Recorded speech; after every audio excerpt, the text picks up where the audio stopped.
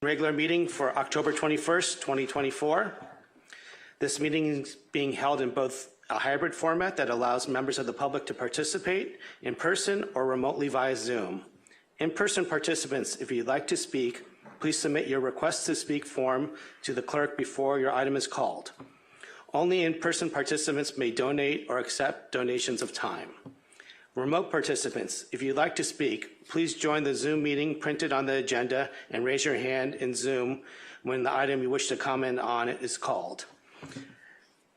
Commissioners, when you have a comment, please raise your hand and I will call on you in turn so we can make sure our discussion is clear and for the record and the public.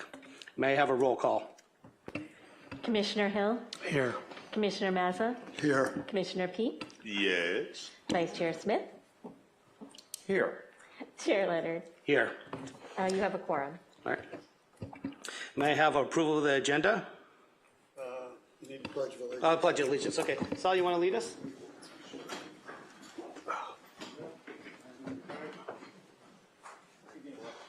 Pledge allegiance to the flag of the United States of America and to the republic for which it stands, one nation, under God, indivisible, with liberty and justice for all. Play ball. Yep. Go Dodgers. Yep. Mr. Chairman, I'd like to make a motion to approve the agenda with items 4A, 4C, and 5A. 4A can continue to a date uncertain, 4C continue to November 4th, and 5A can continue to November 18th. Do I have a second? I'll second. Is that? It's fine. Okay. Anyone else? Have a roll call? Commissioner Mazza? Yes. Commissioner Peak? Yes. Commissioner Hill? Yes. Vice Chair Smith? Yes. Chair Leonard? Yes. Motion carries. May I have a report on the posting of the agenda? The agenda for this meeting was properly posted on October 11th, 2024. All right, next up we got 2A. We're going to get written oral communications from the public. Do we have any speaker cards? Nope. Okay. Do we have any speakers on Zoom? Yeah, there's two raised hands. First is Larry. All right. Larry, are you there? Yes, I'm here. Can you hear me? Yeah, we can hear you. Go ahead. John, tell me again how there's no lawsuit and it's made up. It's not secret. Former employee Adrian Fernandez is suing the city of Malibu along with Bruce, Steve, and the city manager for coordinated staff harassment and abuse, including John and his little gang of funders who have been abusing staff and making lives miserable for them for years. Nobody liked the motel project, but you didn't need to try and destroy a guy's life over it. Now it looks like you're the one looking at a career-ending event, well-earned and long time coming on your part. Looks like you dragged Craig Hill into this mess as well. An email was recently discovered, copied to all of you. Adrian likes to bend over for the developers. Really? Bend over? Tough talk, Craig. Not exactly professional. The thread goes on to disparage the city biologist as not being able to use a tape measure and imply he was in bed with the developers. I just wanted to give you an opportunity to apologize. Not that it will matter at this point. Apologize, not to Adrian, but to the city you were trying to protect. This suit could bankrupt and many of the people you've dragged into your scheme. It's looking like a long and expensive year in court with lawyers for you, likely Pat Healy, Kurt Cam, Joe Drummond, Steve, Bruce, etc. If the rumors are correct, this is just the first of many legal actions to be filed on this front. Legal actions that the city's insurance carriers have already told you will likely not cover. And they certainly aren't covering people personally. Your extremism, failure to follow the law, and basic rules of decency will cost you and your associates dearly because you're a bully. What possible excuse can you have for this behavior? Thank you. Right, thank you. Who do we have next? Ryan. Go ahead, Ryan. Yes, hello, can you hear me? Yes, we can hear you. Go ahead. Hello? Yes, we can hear you fine. Hi, can you hear me? Yes, Ryan, go ahead. Great, yeah, I'm sorry, I submitted an exhibit earlier today. Is there any chance that can get posted before I start my comment? We'll have that up for you in just a moment. Thank you. Also, Ryan, when you start, can you please speak up? And could I clarify if that was submitted from an attorney's office or if it was something else our media staff is trying to locate the document you're referencing? Yeah, it's from Ryan Day. Okay. All right, go ahead. We have it up. Okay, can I begin? Go ahead. I can't hear anything on that side if you guys are talking to me. Yes, you can begin now. Okay, great. Yeah, so you can see this is a comment for Craig. Listen, this email was just revealed, and I wanted to ask you some questions about it. This is in reference to a project on Sea Level Drive and features emails between you, John, and the No Growth city members of the council and the commission. It displays you, Bruce, John, and Steve freely and breezily disparaging city staff. In one of the first lines, Craig, you say, "This exchange below is another prime example of planning staff, particularly Adrian, bending over for developers." I mean, Craig, what did you mean by that last phrase, bend over for developers? Do you think that this is appropriate? Further on, you and John Mazza, representing the MTC, imply that former city biologist Crawford doesn't know how to use a tape measure, implying the mismeasure on purpose because he's in bed with the developers. And by the way, this project referred to as a 1,000 square foot residential house. So what developers are you even referring to? Then you go on to say, the project is a relatively small house, so might not make a good PR case. Not a good PR case. What does that mean? I am unaware of any situation where a private property owner anywhere, would expect that a submission to a public entity would qualify as a quote unquote PR case, or that public relations would play any part in securing government entitlements. What right is it of yours to suggest mounting negative PR campaigns against a project you are supposed to be independently assessing? Do you know how inappropriate this is? It is the job and expectation of the City Council and the Planning Commission to serve fairly and lawfully their residents, not exploit or manipulate them for quote-unquote PR cases, purposes, or political agendas. And that is exactly what you are saying you do. But tell me, how would a PR case work if you determined a project required it? Who do you call for that? What would you expect them to do? Who would you expect them to go after? Is staff ridicule usually a part of that? Resident harassment? Listen, this shows that you are involved in a small group of public officials conducting a parallel permitting evaluations process in competition with Malibu City employees. That is not okay. These communications also reveal a high degree of coordination among City Council and Planning Commission, which is highly inappropriate as well. The City Council is an appellate review body for the Commission decisions. It needs to maintain independence to do that. Craig, your email shows that it's clearly being corrupted. It also shows this is a regular thing. Thank you, Ryan. Anyone else? Joe Drummond. Joe, you there? Hi, yes, I'm in my car. Go ahead, we can hear you. Me? Yep. Oh, good. I'm on my way, sorry. I just wanted to make a comment about the two non-resident hired hands who come every week and speak about lies, and they don't know what they're talking about because there is no lawsuit against me or MTC or John, or I don't know what you guys are talking about. So I'm just putting that on the record that these guys are not credible. Thanks. Thank you. Is that it? There's one more hand from Laird. All right. Laird, you there? Hello? Laird, can you hear us? Laird, you're unmuted. Hello? Laird?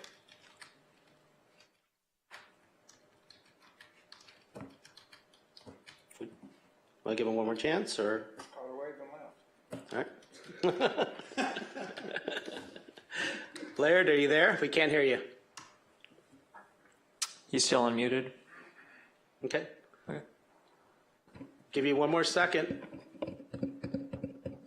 Can we let him try to call back, or? Generally, no. Generally, no. Okay. Okay. All right, we're going to go ahead and move on. We have a Malibu Rebuilds update regarding the Woolsey fire, the time extension request, the deadlines to maintain non-conforming structures destroyed or damaged in the Woolsey fire are November 8th, 2024 for planning verification and November 8th, 2026 to obtain a building permit. All right, we're going to move on to the consent calendar. Oh, I'm sorry, staff comments. All right, I'm sorry, commissioner comments. Who would like to go first? John, go ahead. I'd like to reiterate what Joe said. The attorney who hired these speakers should know and does know that there is no lawsuit. Our city attorney here, our assistant city attorney, can confirm that. It is a fact. There is no such thing. Maybe a shakedown, but not a lawsuit. So take it as it is. Now, I have a couple other things. I want to bring up again parking in Malibu shopping centers and the fact that we have restaurants. In the case of the Village, there are 146 seats in the parking lot, 146 without permits. So I wonder when, I'm going to ask Mr. Lopez what the status is on that. And another thing I'd like to bring up is, and I see when we approve things, and we know the CDPs because we voted for them, and then you drive down the highway and you see houses under construction that are not following the CDP. I wonder if a planner signs off when the occupancy permit is given because it doesn't appear that they are, or somebody's not reading the CDPs.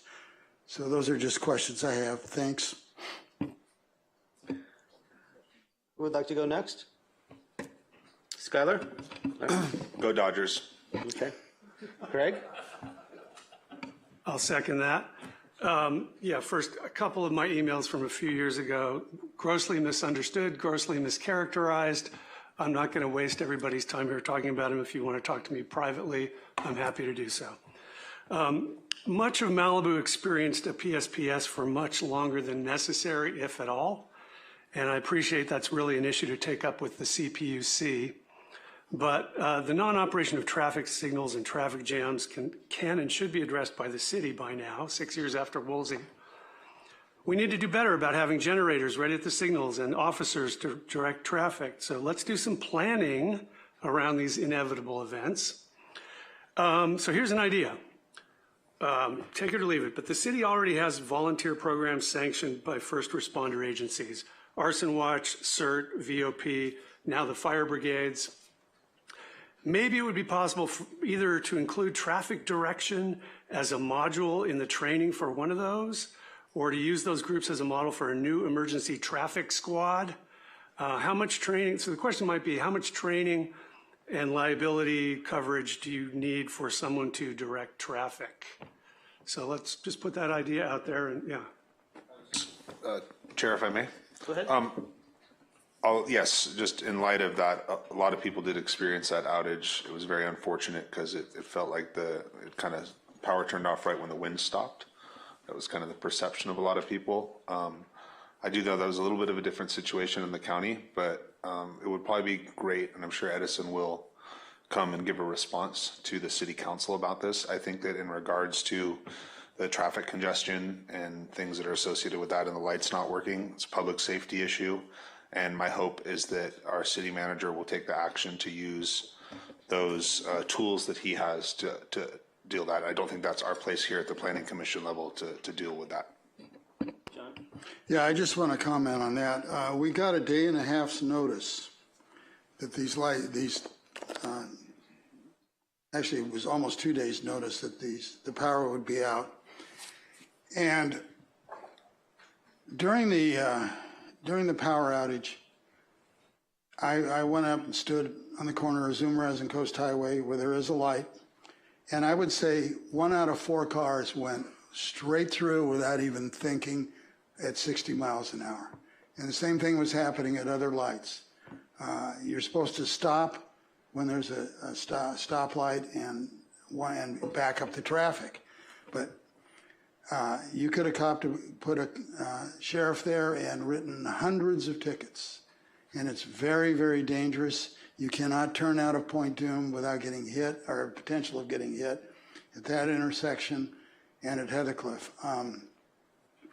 So this is a safety issue, and it's on the city. It's not on Southern California Edison when they give you a warning that the lights aren't going to work to do nothing at all about it. Nothing. Thanks. I was going to ask one question. Aren't all the stoplights supposed to be on, like, blinking red with battery backups? So they have a battery backup. They don't blink. Well, they do blink, and then when the battery runs out, you don't have any more backup. So when it's an extended outage, that's when the lights turn black. And when they do turn black like that, it is, there are some people that, you have stoplights in areas, and when they're not lit up, you don't have to stop. You can go through, to my knowledge, you can go through it. Because, like, let's say they're making a new intersection, you have a stoplight up, but it's not lit up, people just drive right through. I'm not a traffic expert on that, but I think the moral of the story here is we, I think, all collectively and others in the city are very concerned about that in those kind of situations. We have a little bit of notification, and hopefully the city can work with Caltrans, the sheriffs, and others to do better at managing that. All right. You want to say something, Des? Go ahead. Yeah, my 15 years that I mentioned last meeting, but this meeting, the second one, is when I sat next to Mr. Haney for the first time. And over that 10.5 years, we designed a lot of projects. We moved a lot of dirt. We did a lot of talking. We did a lot of figuring. We did a lot of friendship things, and it was a pretty good run, Norm, till the pandemic hit, and that was the end of that. But and I'm so honored to be sitting here. Traffic, yes, I think we all felt that. Me being at Trancas, even though I was a little farther out, we didn't lose our power. But I've taken that class where you manage traffic. I know how to do that. I could jump out of my truck, and I would know how to handle the whole intersection. The only one I don't think it would be a little tougher to do would be Las Flores, and but you could probably do it. But yes, I think if we got volunteers that can do that. I mean, I saw the 2 volunteers at Canaan and Pacific Coast Highway. They had taken up a lane for whatever reason and made people go to one lane. The left turn lane was open. They took the #1 travel lane and they had it blocked, but they weren't doing anything and nobody was directing traffic. So that was a little frustrating, but it was a lot frustrating. But yes, I think there probably are ways for us to do that. We have a lot of people that know how to do a lot of different things, and I think that boy, when the power goes out, somebody needs to be doing something. And yes, it can be dangerous, but I don't know about directing traffic at night unless you're an officer, because then you're going to have your car on, you'll have your lights on, you'll know you're there. I'm not sure that I would get out there at night and do that, but I would do it during the day. But it is all about insurance and the regulations and blah blah blah, because it's California. But happy to be here again tonight. Thank you. All right, let's move on to staff comments. Sal? don't have any comments specifically, but I do want to talk about Commissioner Mazza's status on the 146 parking spaces. Sure. It's my understanding that the businesses who would want to keep those stalls would have to apply for a CUP and/or to amend their existing CUP. That's my understanding. My question is, after a year, why are they still there if they haven't done that? And even if they have done that, it's not legal until they're issued a CUP. That's correct. I'd like to defer that part of the question to Rainika Brooks, who has more of an insight on that process. Fletcher, excellent.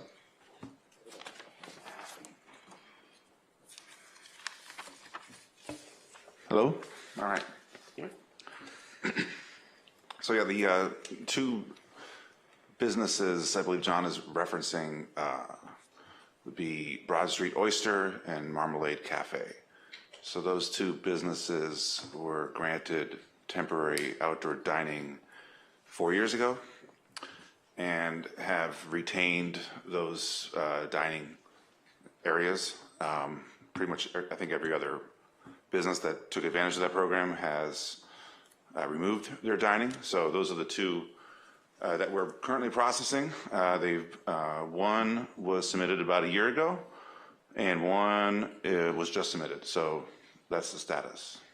Well, my question is, when you don't have a valid CUP, how do you operate as if you do?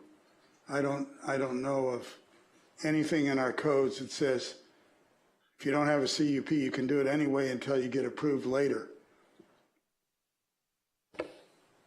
I think we've been accommodating this starting, I think, at the beginning of the year, just to get those businesses that wanted to retain those seats an opportunity to keep those facilities operational while we review their application. So we just wanted to encourage them to get their application in the door. Well, I hope you consider the public not having a place to park. And I don't know what codes you would use to give somebody permission to do that, especially when one has had an application in for 10 months and it hasn't been acted on, and another one has just applied and went 10 months without an application. So, you know, okay. It is very frustrating to go and drive around in circles. Actually, I drove around in circles the week before and went home because I couldn't find a place. John, and that in favor of just looking the other way, to me, is wrong to the general public. I think you made your point. All right, thank you, Fletcher. You're welcome. All right, moving on to the consent calendar. I'll make a motion to approve the consent calendar, pulling items. I'll second that. I'd like to pull briefly 3A1. And I'll pull 3B1. Pulling 3A1 and 3B1. All right, so do you guys want to take a vote on that? Or? Sure. Consensus? We have consensus? Okay. Yes. Let's go ahead and do it. Yep. Dennis? Yes. Okay, so let's go ahead and start with 3B1. 3A1? I'm sorry, 3A1. I'm sorry. Yeah, okay, so we don't need a staff report here. We've gone through this whole thing already, and we had a little email exchange between planning staff and Coastal Commission about the interpretation of this language about what is exempt from the need for a full CDP, and in the particular clause, any development of 4 dwelling units or less that does not require demolition. And I said, well, on its face, sounds like this requires demolition, so that fits that criteria. And we got some email back saying, well, we've looked at the records and we have some precedents that say we... I was going to say, do you want to let me just announce it first and then make these comments during the hearing? Sure. Okay. I'm sorry, I thought we were... Okay. We haven't started the hearing yet. Okay. All right. This is an administrative coastal development permit 23-0011 for an application to demolish an existing single-family residence and construct a new single-family residence and install a new wastewater system. The address is 6307 Via Cataldo Street. And do we have a staff report on this? Well, as I suggested, I don't think we need one necessarily. Okay, okay. We can't hear from the applicant. We can't Okay. just go in and like make comments, Yeah, right? Sure, you can. okay. Sure you can. I'm just pulling it for a question. So, Before we even get there, we have to hear from the, The applicant should, Yeah. if we're making questions, they can be questions, but a lot of times our questions are superimposed with opinions. So if, it's probably best to hear the applicant say what they want if they would like to. Luke, Chip, want to come on up?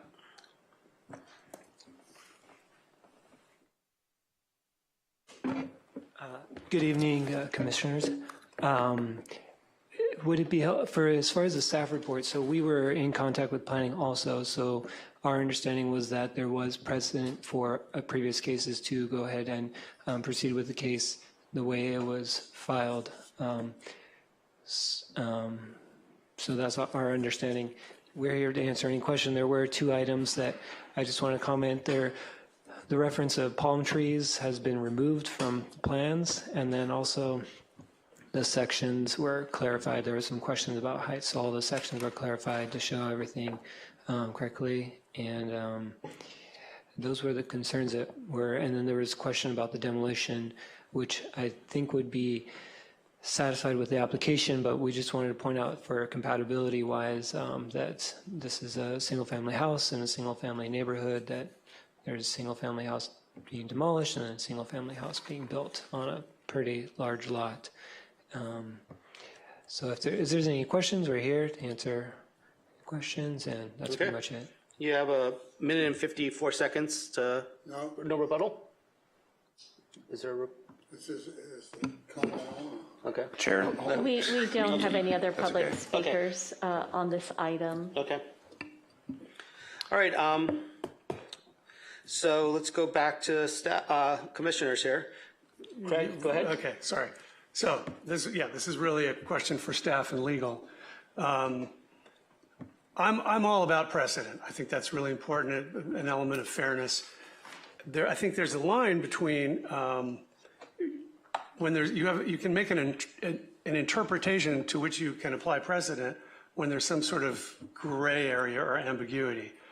If the law is clear, it's black and white, then if you're going against it in some way, then to my mind, that's just wrong. And if we've done it 2 times before or 20 times before, it's still wrong. So what I wanted to understand was, is there a reading of this code that makes sense grammatically, linguistically, legally, beyond just saying, well, we've done it this way for a while? But because when I read any development of 4 dwelling units or less, that's this, that does not require demolition. This requires demolition. So how are we somehow leaping to the conclusion that only applies to multi-family, multi-unit development? That doesn't say that there. Yeah, that's a great question. And so I want to, Renika Brooks, the planner on this project. Yeah, thank you. I want to direct your attention to Exhibit A to your staff report, which includes an email from the former planning director to the Planning Commission, I think it was March of last year, when this very same issue was brought up. And in that email, there is some follow-up regarding a conversation or consultation with the California Coastal Commission on the meaning of that particular LIP code section. And it was after consultation with the Coastal Commission staff that it was determined that that section does apply to multifamily development. Okay, it just troubles me that the answer sort of boils down to it's because we said so. I mean, the Coastal Commission is the leading authority on implementing the Coastal Act. And so, again, I don't know what else to say beyond the fact that the Coastal Commission also verified that this applies to multifamily development. Yeah, I can also opine on this. So I've spoken to staff, I've spoken to the city attorney and looked at this in further detail, which I said I would. And the way this breaks down, and it is, you know, I appreciate it, is, I would say there actually is gray area in this, is that this isn't a choose your own adventure type of thing. If one of these applies, then that's it. So since this is an existing structure or a single family dwelling, that means that the exception here applies for an ACDP. So you don't even, if any of those allow the exception to be an ACDP, then that's all that's needed. That's the interpretation that the Coastal Commission has used in interpreting this section. And so that's where there's precedent for this. And so nothing has changed from, I think, a year and a half ago when there was a memo that went out on this same question. Well, when I read this, I say, yeah, any single dwelling is exempt, fine. But this is that plus demolition. That doesn't apply. So if it's a single family dwelling, you get the ACDP. That's how it's been interpreted by the Coastal Commission. That's how the former planning director spoke with them on that, and that's the answer they got. Nothing's changed in this since then, so the precedent that we had from the past is still the precedent now. There's no change in this law, so that would stay the same, and our advice as staff would be the same. John, go ahead. I have a question, City Attorney, and that is, or Assistant City Attorney, is the appeal period. I couldn't find anywhere in the codes that handled an appeal period the way this was handled. There's only 3 days given to appeal. And the code section says X number of days from when you signed it, but who determined that it expires on October 25th and why? I'm going to just defer to staff on this. Do you know this one? Well, it was the interim planning director's decision to stand by the approval dated October the 1st. But because the item was not received and filed at the last planning commission meeting, it was determined that the appeal period would be extended. The local appeal period would be extended. But how was that? My question is, how was that determined? It's not, it doesn't appear to be in the code anything other than 10 days mentioned. Rebecca, go ahead. The appeal period begins at the time of the issuance of the ACDP. ACDPs are traditionally issued prior to the Planning Commission meeting. They are then reported to you, and the appeal period is staggered to end within a short window of time following the reporting to the Planning Commission to give any member of the public an opportunity to express concerns. But it is the same length of time that would typically have existed had this been received and filed at the last meeting. People would have had 3 days to come in and challenge the decision. Okay. Well, it was approved, it was signed on October 2nd, and now it's October 25th. It's the 25th. But we aren't, no, that's when it's supposedly, Correct. And so it would the have, appeal period runs out, but we haven't heard it until tonight. So it's not 10 days. It's already been, the appeal period is to put people on notice. They've had notice from the last meeting, I think is where that comes from. Okay, but it's not in the code anywhere. Chair, I mean, Go ahead, Scott. first I'd like to make a motion to approve this. And then Second. then my second question on that is, John, if you have concern over needing a longer appeal window for that, is it okay if we do that? Just to make sure that, to make that whole for, you know, so that the public feels like they have the adequate time as if the hearing was just to happen this evening, or is that not proper procedure? I do not believe that is proper. The appeal period is the appeal period, and it's already been out there. Okay. All right, let's, any other motions? Well, I just wanted to say, I think there is a legitimate public interest in hearing a full CDP on this, so I don't entirely, I mean, I hear what you guys are saying about the interpretation thing. I'm still shaking my head, so. I would just add that I think it's important for us to be consistent, and I don't think it, and Yes. I just want to be like very clear with the applicant. I feel like you guys have been kind of caught in the crosshairs of this. Yeah. And, you know, I made the suggestion for us to get clarification on that. I'm comfortable with the clarification that we've heard from our assistant city attorney, and that's why I'm making the motion that we move forward. Okay, John? Yeah, one of the problems we have is our LIFT interpretation manual hasn't been updated in 10 years. So this is going to come up again. And I sure hope staff goes through the process of making an interpretation that's in the book, and we don't have to go through this a year from now. All right, we have staff here to keep us on track, just like they did tonight. Yeah, but if we could look it up and it's official and it's been approved by the city, then we would have something other than staff saying, oh, this is the way it is. All right, go ahead, Skylar. So I would just ask the city attorney that maybe put an asterisk in the code where this is, and when we go through a code update and some clarifications with that, maybe we can do a better job of that on this particular area, because it has come up more than once. And invariably, at some point, there'll be a different planning commission and it'll come up again. So if we could make that language better, that will help all of us. That's too smart. Well, I was just hoping they put it in the interpretation manual and then it'd be there forever. All right, let's go ahead and have a roll call. Commissioner Peak, Yes. Vice Chair Smith, You bet. Commissioner Hill, Abstain. Commissioner Mazza, I'll abstain. Chair Leonard. I approve. Motion carries. Okay. All right, let's go ahead and move on to 3B. This is an extension for a coastal development permit number 13-040 for a conditional use permit, 13-015, and negative declaration number 20-01. A variance, okay, there's a lot. This is basically an application to extend a planning commission approval for replacement of a 300,000 gallon water tank at 5723 Bush Drive. Okay, and I had pulled it. Okay, go ahead, John. They're obviously not here, and I don't think they need to be. The reason I pulled this is it's giving it a 2-year extension, which violates our 5-year rule, which is supposed to be a hard and fast rule with only exceptional exceptions.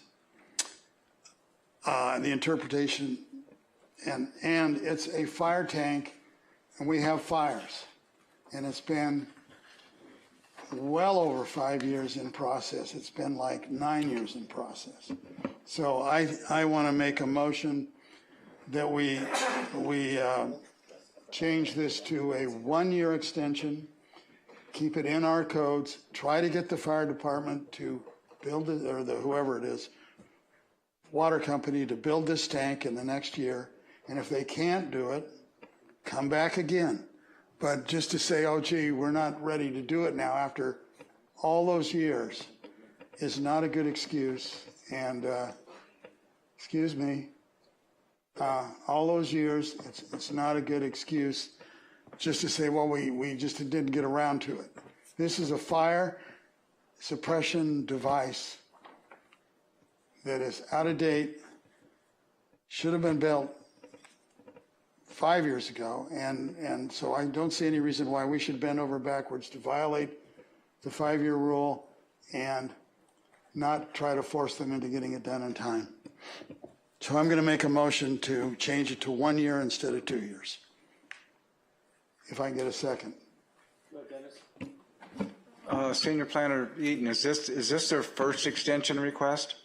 I believe it's their second. Okay.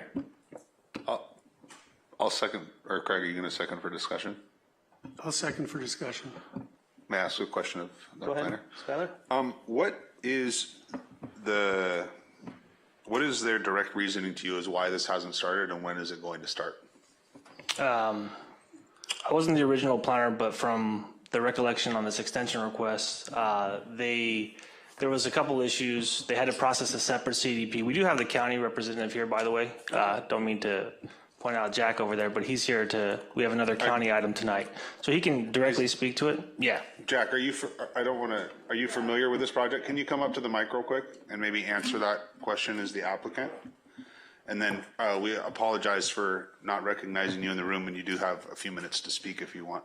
Okay, no problem. Yeah, good evening, Commissioners.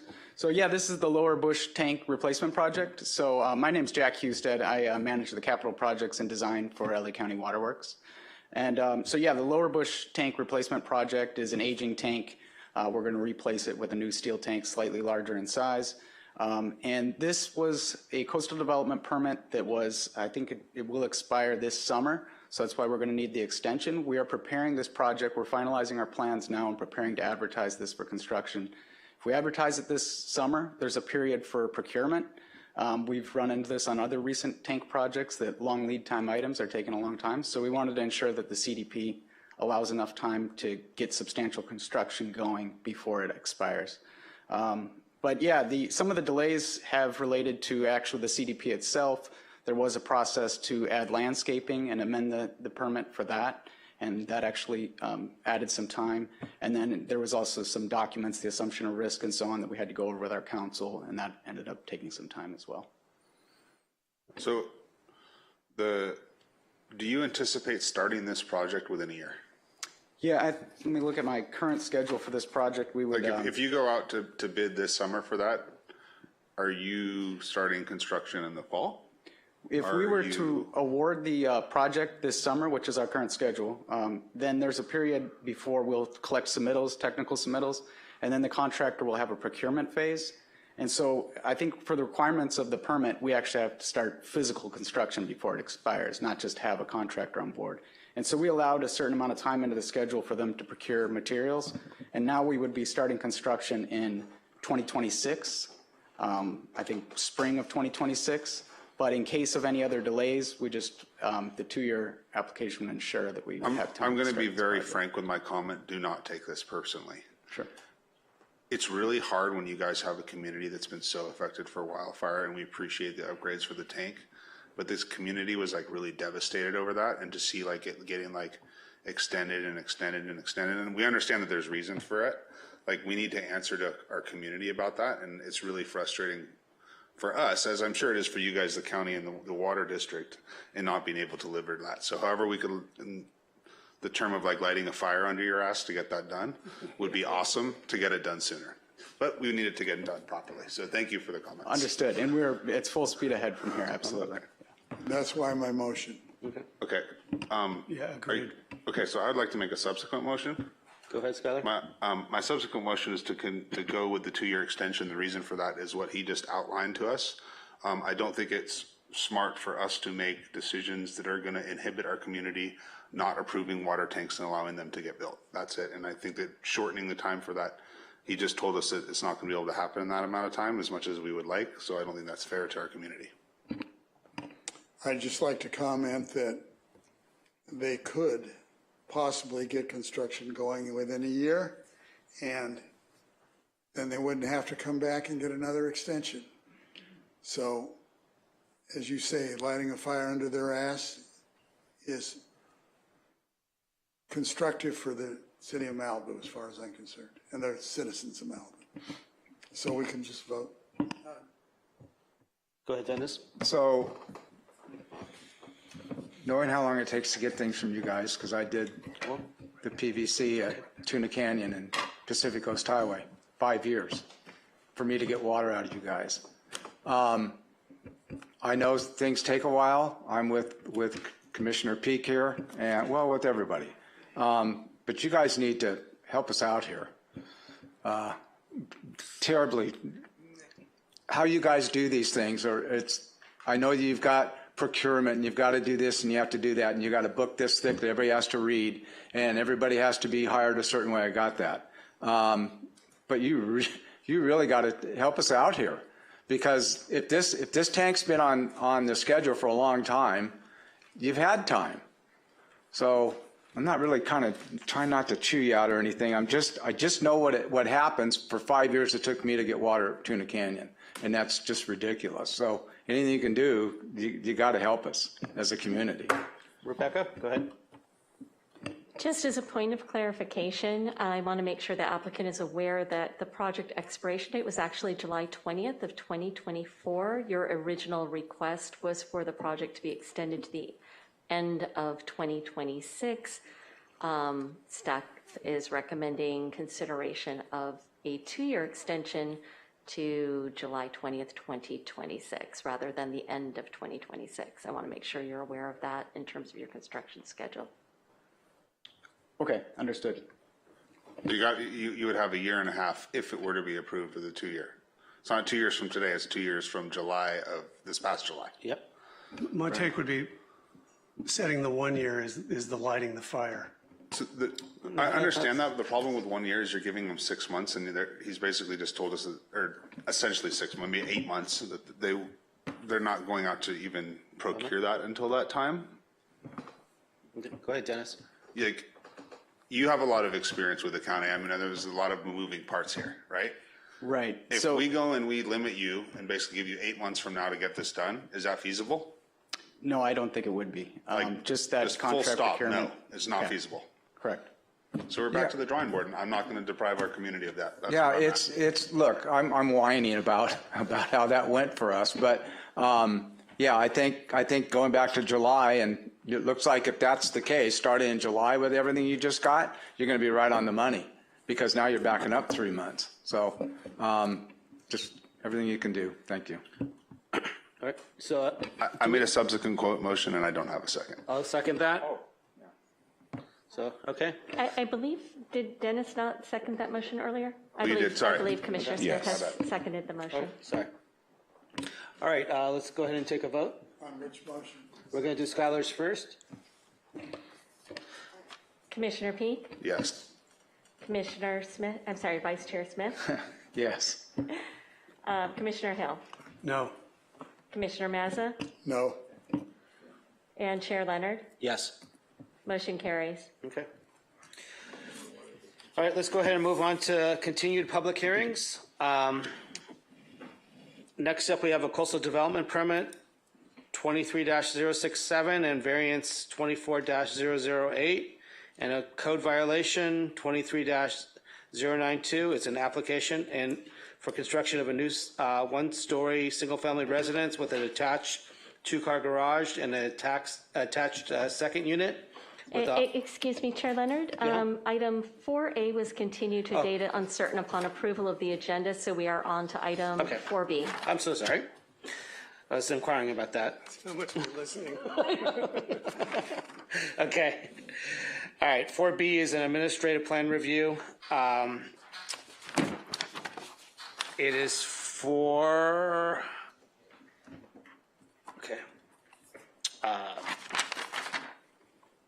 31380 Broad Beach Road. It's for widening, removing an existing retaining wall and widening a street. It's continued from October 7th. We have a couple public speakers. The applicant, Luis? Disclosures? Okay. None. I went by the site and met with Luis prior to the last hearing, and he showed us the site. I did have a couple questions in regards to the septic system, but I guess Tyler's going to address that this evening for us.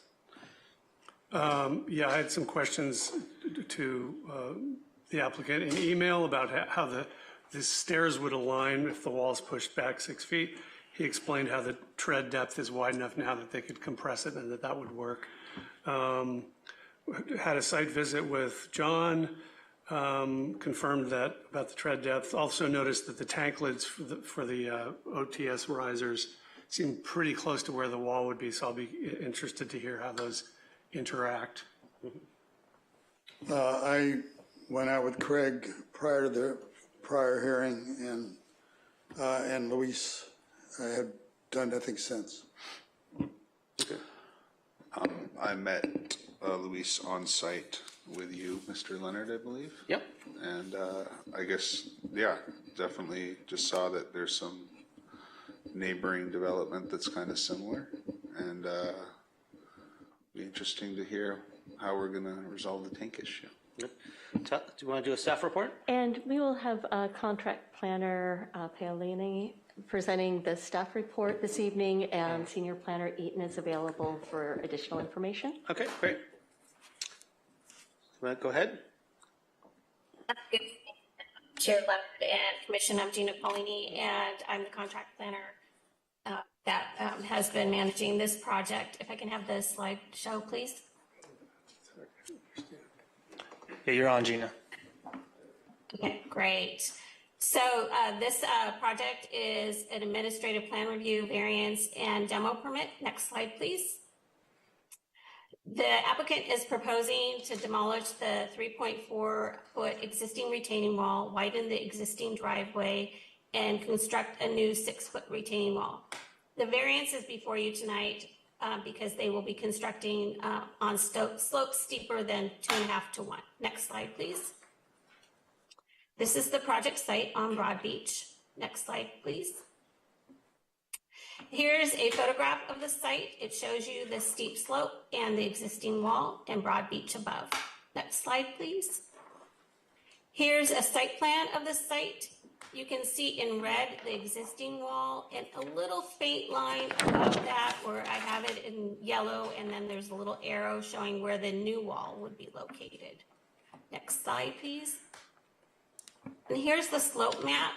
And in orange is the 2.5 to 1 slope, and the little area in red is the 1 to 1 and steeper slope.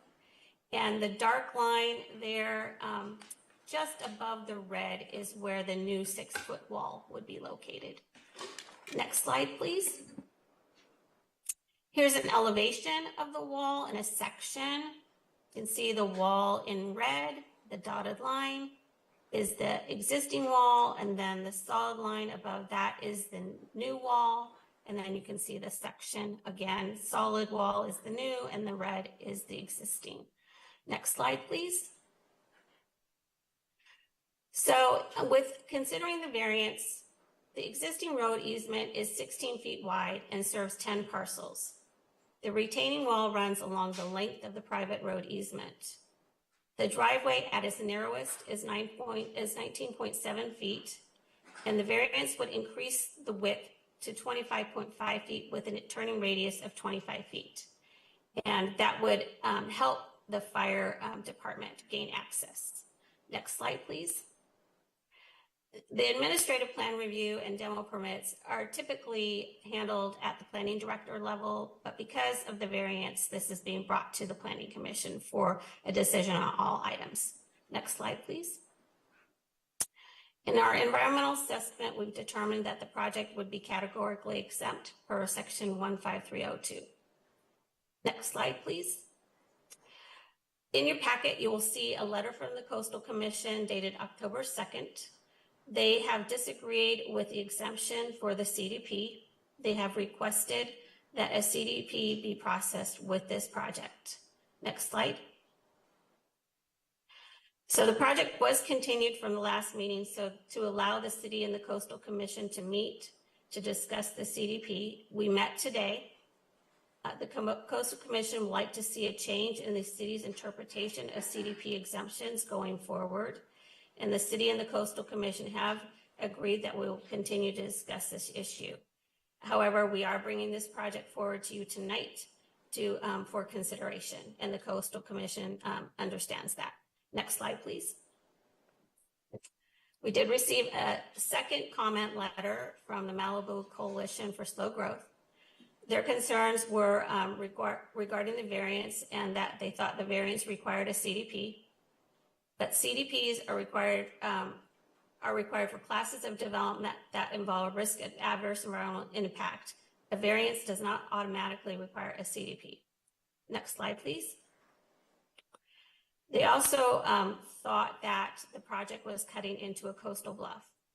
And during the processing of this application, the city determined that the slope did not have the fundamental characteristics of a coastal bluff, and we considered it a steep slope. Next slide. So we are asking tonight that the Planning Commission consider the application presented and consider resolution number 24-68. And happy to answer any questions. I know the applicant is here as well.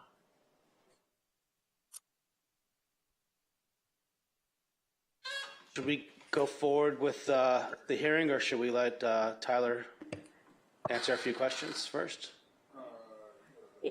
If the commission has any questions they would like to ask prior to opening the public hearing, otherwise you would just open the public Okay, hearing. let's go ahead and open the public hearing. Louise, go ahead. You have 15 minutes. Chair Leonard and the rest of the commissioners, a pleasure being here. I wasn't planning on speaking tonight. This is the smallest project that I have. It's actually, well, I'm going to speak a little bit about the project history and also appreciations. I'm going to speak about, from the applicant's standpoint, how the different types of permits that we have, how the process works. Then I'm going to speak also about the project merits, and then I'm going to end with empathy. I don't have a script in front of me, but I'm going to do my best. And I'm going to try to be quick because I know that there's 4 more applicants after me. So first, I want to appreciate you guys. You all play your role very well. You dedicate yourself all these nights, and it's very educating and interesting. I also appreciate the people that come here, almost every planning commission hearing. I appreciate Norm, Joe, Pat Healy. I appreciate also Marianne Higgins, everybody, right? They all, thanks to them, I believe Malibu is the way it is right now. We are preserving the beauty, and I think that's what we all share. But there's also different points of view. And I try also to play my role by designing good projects that comply with the mission statement. And this is one of those projects that you don't want to touch, right? But I'm doing a less than 50% addition to the project next door. So when we were doing all the drilling we were also planning on pushing the retaining wall because the access is even worse for this other house. And when there's a fire emergency, it's like almost impossible to leave without making more than 3 turns. So that creates like a bottleneck. So we were going to do that, but as the rest of the proposal for the other project that I have didn't have any discretionary variances or reviews, I convinced the clients not to do it because you would rather go quick, right, and get your permit as fast as possible without variances and do the right thing. When we're doing the testing, the neighbor next door, the owner representative, came to my soils engineer and begged us, please, can you help us get this approved? We see other neighbors doing this, probably without a permit. We want to do it the right way. And I said, are you sure you want to do this? It's going to take minimum 2 years. I said, yes, please, let's do it, whatever it takes. So here we are. Not my favorite type of project. It's a variance, but I think it's well justified. This is the reason why the variance mechanism is in the code, is for exceptional circumstances. And like every different application in Malibu is challenging. I love a good challenge. That's why I keep working here, I guess. And at the beginning, it was assigned as an over-the-counter. So as you guys know, there's 3 basic types of permits: it's over-the-counter, APR, CDP. And I knew from the get-go that this had a steep slope. So when we got assigned as an over-the-counter, I said, can you please do the right way? Just classify me as a CDP. I don't want to waste my time changing classifications. And they said, no, you have to wait. You are an over-the-counter. You have to wait your time. And once we determine, we will push you to that. I love challenges, but I also love efficiency. So I'm bad with waiting for things that I shouldn't be waiting for. So I went up the ladder and I asked Adrian, who's the toughest. He was the toughest planner, in my opinion, in Malibu, even though others may opine differently. And he said that this would be an APR with a variance, but most likely a CDP if this were to be considered a coastal bluff. So he was the one saying, and I was like, come on, like, this is totally man-made. How come this is going to be a coastal bluff? But it was at the time that he was processing the motel. So everything was like together, right? So I said, okay, if it's a coastal bluff, let's do it, right? But how can we determine this? Well, it's complicated. It's between the geotechnical department, it's between the planning department. In the end, the former planning director, Richard Mollica, determined that this wasn't a coastal bluff. Therefore, we qualified as an APR with a variance, and that's why we continued here. If this was a CDP, I really don't care, to be honest. We haven't faced any opposition from any of the neighbors. The project is the same, just a little bit more fees for my clients, and maybe more potential for appeal, but if the project is good, why would it be appealed? So we have also a twin project, right? The one on Escondido, and they were an APR with a variance, so we are an APR with a variance too. but we were a CDP. If you look at the staff report, you see that there's an old CDP number. So here we are, we're ready for the hearing, and now we received a letter from the Coastal Commission that they have been very proactive with this very tiny project, right? I don't know if they send those letters for the big motels or the rehab facilities, but we do it with us. And they say that they don't agree with the way that the city of Malibu has been processing APRs on the beach for 20 years. And here we are at Crosshair, again, another project. We are the first ones that have this, how do you say, point of view. So I don't really know what to do. Like, if you guys feel that this has to be a CDP, I have to advocate for my clients, right? So I don't want to be appealed. Not worth it. Like, okay, we wait, let's go back, let's do CDP. But watch out, because it's going to create a precedent. Like, for example, Charles here, like, he processes millions of permits. How many APRs have you processed on the beach, right? So this means that any sort of improvement on a house on the beach or any structure on a parcel that is touching the beach has to be a CDP. So it's very important what we're deciding tonight. I was almost tempted to just convert it before the hearing, but I think it's worth discussing that. So I'm asking you that. And then the second thing that I would ask you tonight is if you can discuss the Coastal Bluff issue too, because I know that you don't like when decisions are made, like by the planning director, without being able to be here to explain why he made that determination. I would like to know now, because I don't want to come back again, let's say December, and then have another argument about being a coastal bluff or not. We do qualify, we have the factor of safety at the bottom of the coastal bluff is justified, is for safety. And yeah, and then just also what I mentioned about empathy. So I explained to you how difficult it is to go through this little permit, right? It's been almost 2 years for a retaining wall. The code is not very clear. It's not the people that work at the planning department's fault. They work very hard, they're very nice, but the system is kind of broken, right? We always have someone else to complain to, which is the Coastal Commission, but they also have similar goals, right? We want to protect the environment, but we also need to help. We have the right to propose good projects and to be processed efficiently. So I just hope that you have empathy also with the planning department and help them instead of lighting the fire in their butt, like help them in a proactive way of, hey, guys, you should look at this or that for the next time. Lastly, I don't know who, okay, I have still more time. Lastly, also I would like you to consider this. I remember Jeff Jennings, he used to say that the code needs to be able to be predictable, right? So we applied for a permit 2 years ago. They tell us that we can be an APR. We come in front of you as an APR. Now the Coastal Commission, and on the previous item, the Coastal Commission said that the planning department was right by classifying them as an ACDP. So you guys accepted that. Now they are saying otherwise. They agree with Pat. Pat is right. I tend to agree with Pat all the time, by the way. I also agree with her with the 5-foot contour situation in Point Dume.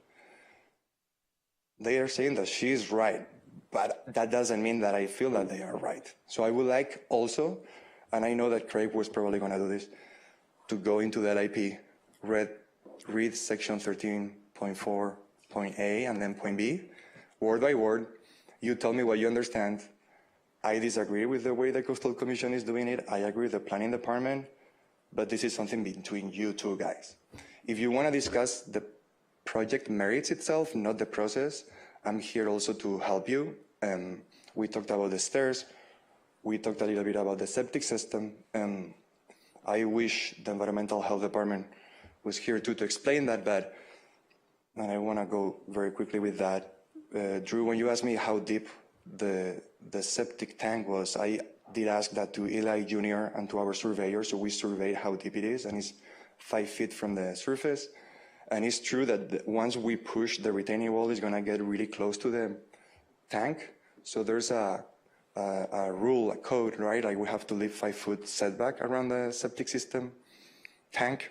But there are exceptions where if you can prove that in this case the retaining wall has a proper waterproofing on the back, they can reduce the setback almost to zero. I believe we are 7 inches away from it. We had to survey the 4 corners of the tank. Like, this was a very thorough review. We wouldn't be here if it wasn't that way, as Dennis typically says, right? I almost know what every of you is gonna say about this project. I don't wanna waste more of your time. Just, it's more important than what it seems. Like, where you're gonna create precedent. I don't know how many projects are in the pipeline right now. There are APRs on beachfronts. I've done many of them. I believe the first one that it was with Fletcher when he just started working at the city. So if we're changing it, I'm willing to take the, how do you say, to take the hit. But at least I would like to see what you guys think, and I'm here to help you with any questions. Thank you. You have 4.5 minutes left. All right. We have Norm.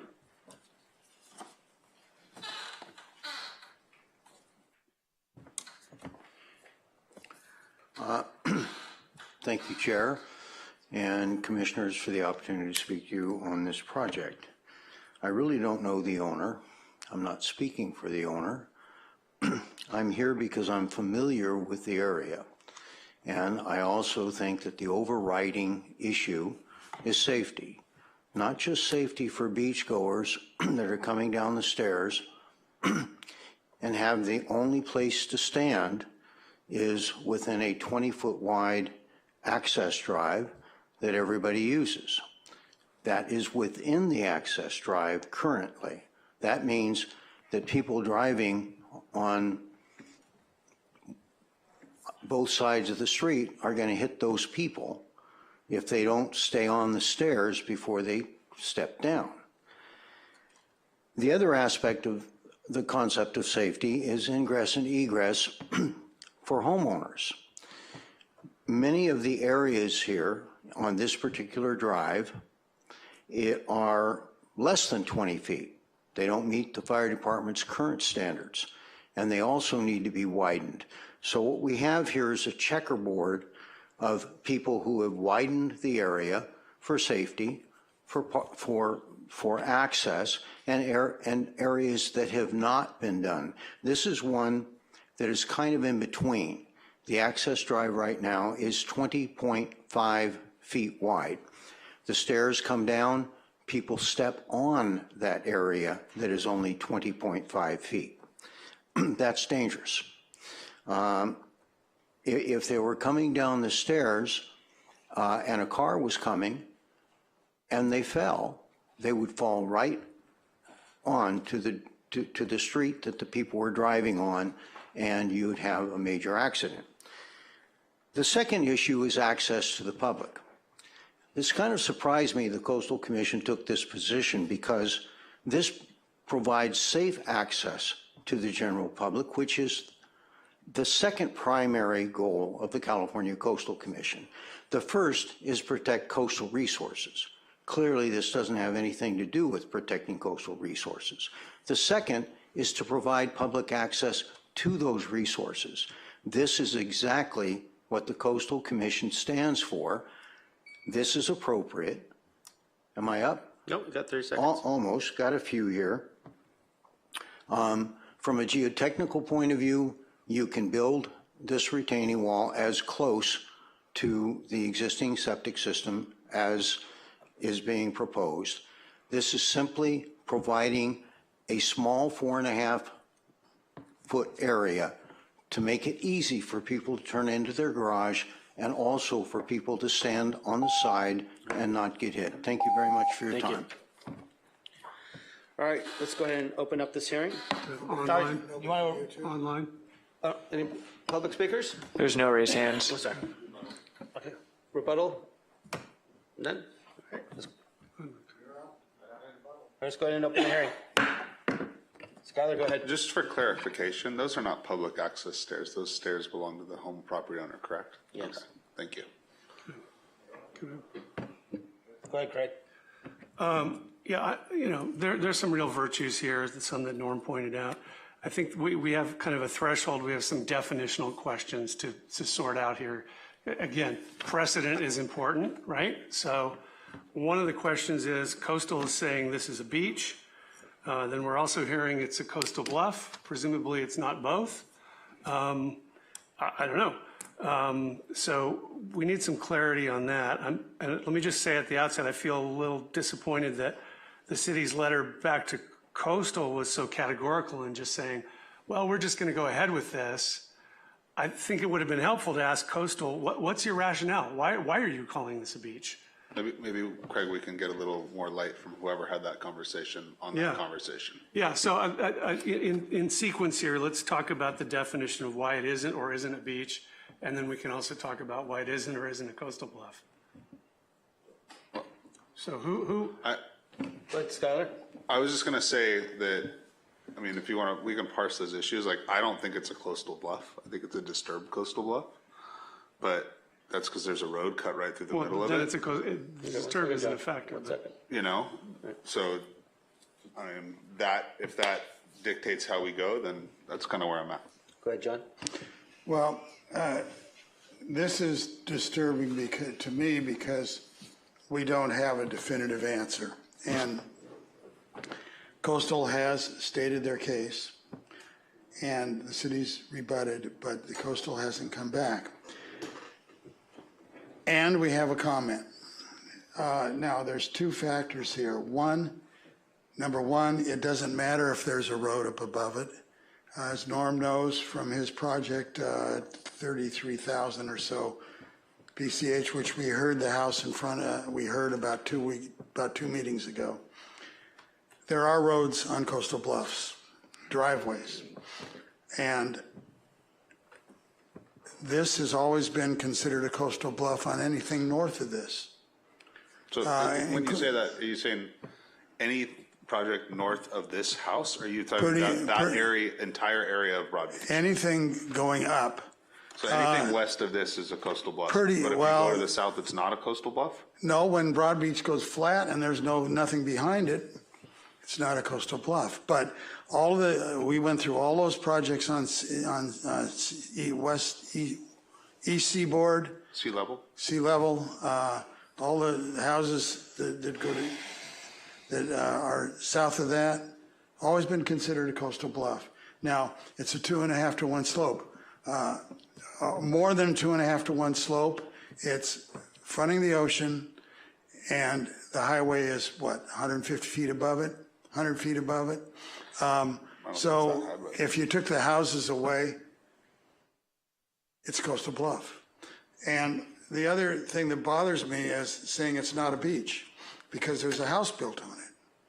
Well, what happens when the house wasn't there? It was a beach. Okay, so I think your precedent setting is do projects on the beach, and if you took that house away and took the paving away, there's sand, okay? It's a beach. The real problem, and I think I'm going to ask Luis at the end of the hearing whether he wants to deal with this, is this needs to be cleared up because it affects every beachfront property in Malibu that isn't clearly on a steep bluff. Now, they say Luis said that Adrian decided it wasn't a coastal bluff. Well, or Richard, whoever, staff decided it wasn't a coastal bluff. But as we found out, this bluff is no less steep than the motel. And the city council determined the motel was on a coastal bluff. Okay, and it's ocean facing, and it was paved. No, it's not. Yes, it is. They voted 4-1. No, they voted to. They voted to deny the project. They did not Right, vote and that was one of the coastal bluff. findings. And so, No, it wasn't. No. well, disagree with me or not, the real fact is, this is going to coastal as an appeal. It's going to coastal either by them appealing or by somebody else appealing, more than likely. It's going to be determined because it determines how you deal with beach houses. If you say a house on the beach, if you don't touch the front wall, it's not on the beach because there's a house on it. That doesn't make sense, and I don't think coastal's ever going to go along with that. So, and then, what does that do? That costs, Luis, a year to a year and a half. Okay. So the real question is, do we take this as do we offer him the ability to say, I want to withdraw and make it a CDP, and go that route, which is what all of Coastal's asking for? Or do we want to or does he decide, oh, I'll do the Battle of Coastal, and that the city should have done a long time ago and got the interpretation manual again? How do you determine whether a house on the beach is on the beach? Okay? If this house wasn't there, there'd be absolutely no question it was the beach. Okay? Absolutely no question. And so putting a house on it doesn't take the beach away, in my mind, Coastal's mind. And they were very clear in their letter. They gave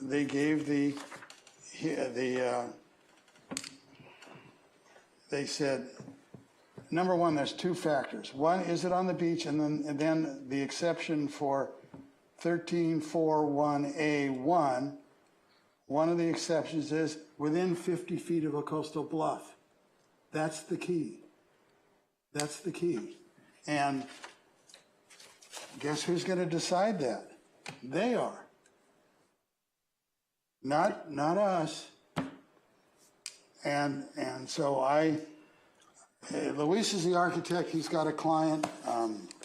I think he'd get his wall built a year earlier if he did what Coastal asked. But you guys can make your comments. Go ahead, Craig. There's a two-line definition in the LIP of Coastal Bluff. It would be good to have this. To your point, this is my job, right? Before I say that, let me just say, I think this is either on the bluff or it's on the beach, but it's not both because it's one or the other. I think it's definitely within the coastal bluff, like the 50 feet of the coastal bluff, for sure. Yeah, okay. So, and just for the record then, Coastal Bluff, quote. Wait, 1 second. Are we going to have Kellen start reading code going forward instead of commissioners? Well, because just to make sure we get it straight. No, I just want to kind of preface the slide we saw about the discussion with Coastal. We had a meeting with them today. I'm comfortable with staff explaining the reasoning about beach versus not a beach, and our favorite word, precedents, that what we have gone with right now is what we're comfortable with today, not changing anything based on our discussion. Coastal Commission is aware that we're going forward with this tonight. We had a good discussion with them. Our plan is to go back and kind of work through some of these issues. So they didn't say, yes, go forward, no, don't do it. We had a productive conversation. There was nothing agreed on. I think it's going to involve, other folks. But the interpretation that we have used, that staff can discuss in their staff report or their explanation, I'm comfortable with going forward tonight. Okay.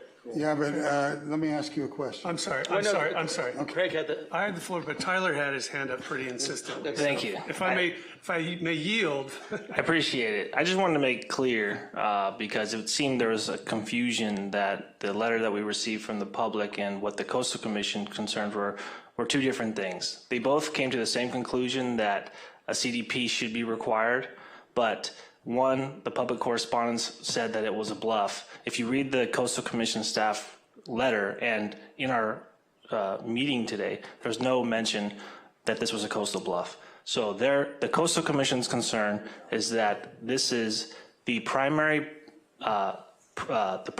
structure is on a beach, and therefore the exemption for improvements to a structure on a beach cannot apply. The public correspondence was related to this is development on a coastal bluff. I just want to make that clear. Yeah, okay. So continuing here. Coastal Bluff, a high bank or bold headland, 10 feet or more in vertical extent, with a broad, precipitous, sometimes rounded cliff face overlooking a body of water. That's a lot of elements. Now, the beach definition may or may not apply. This when we're talking beach or bluff, we're talking about a geophysical feature. We're not talking about a legal thing necessarily. Foremost, it's a feature. And this particular piece of geology, we have dealt with further west and said it is a bluff, and we agree it's a bluff. So then the question becomes, at what point, when you're coming down and it's not as tall and it's shallower, does it become not a bluff? It's sort of like, I wanted to say this is like, how long is this piece of string kind of question. But we do have this number here in the definition that if it's 10 feet high or more, 10 feet or more in vertical extent. So I think it's hard to say it's not a coastal bluff. Would you have multiple coastal bluffs in continuance? Like you would have one tier of a coastal bluff where the road goes down to the beach, and then you would have another tier of a coastal bluff where the road comes up to Broad Beach, and then you would have another tier of a coastal bluff where Broad Beach comes up to PCH? Yes.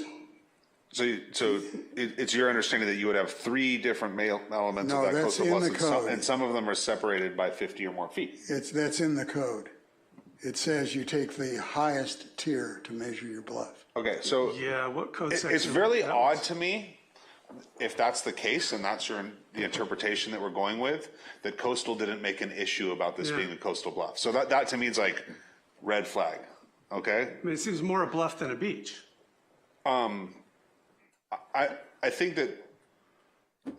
I guess my question for Kellen, were you part of the conversation with coastal on this or no? Yes. Okay, so was it the direction that they sort of gave you, like proceed with this without the CDP tonight, or was the direction like send this back for a CDP? There was no direction to send this back. I mean, no opinion given during that. Correct. But you got it was the a neutral consensus that conversation. you were not a lot of resistance when you said we're moving forward with this tonight. Correct. Okay. So it would be your advice to move forward with this based on previous policy of the city and how the city has processed similar permits. Correct. You are giving us advice on how to move forward?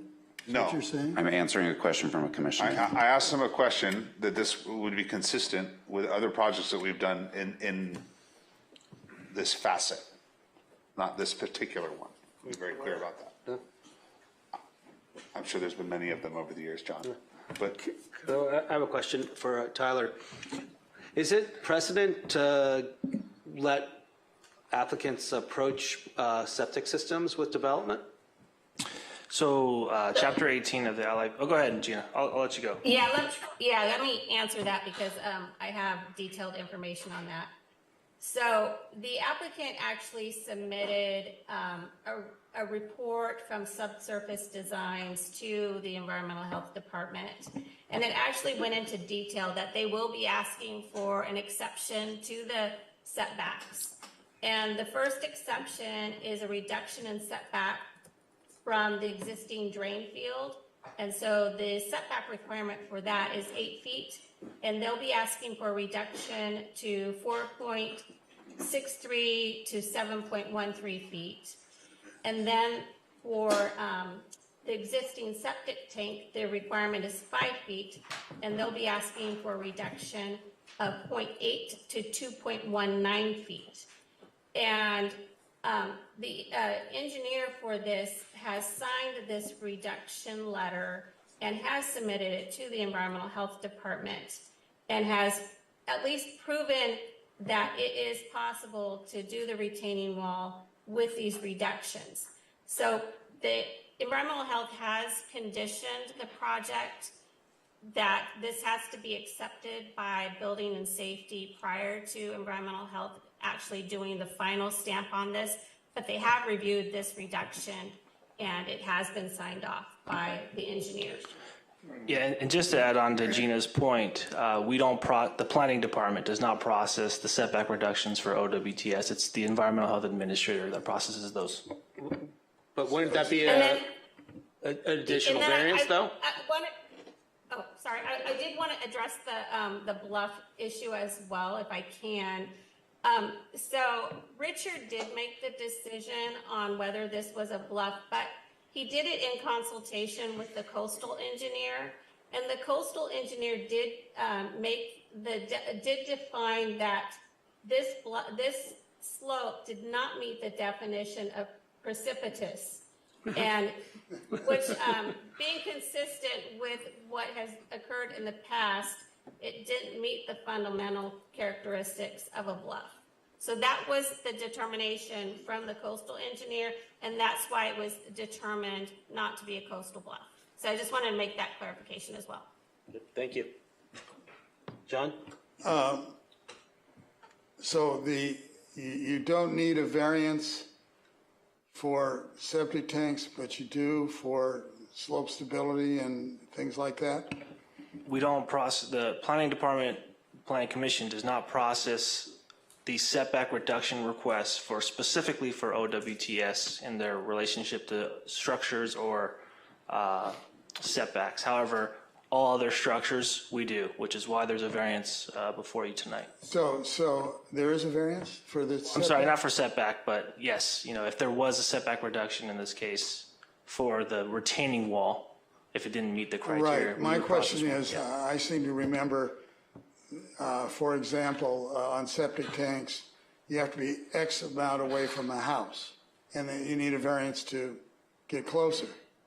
How is this different?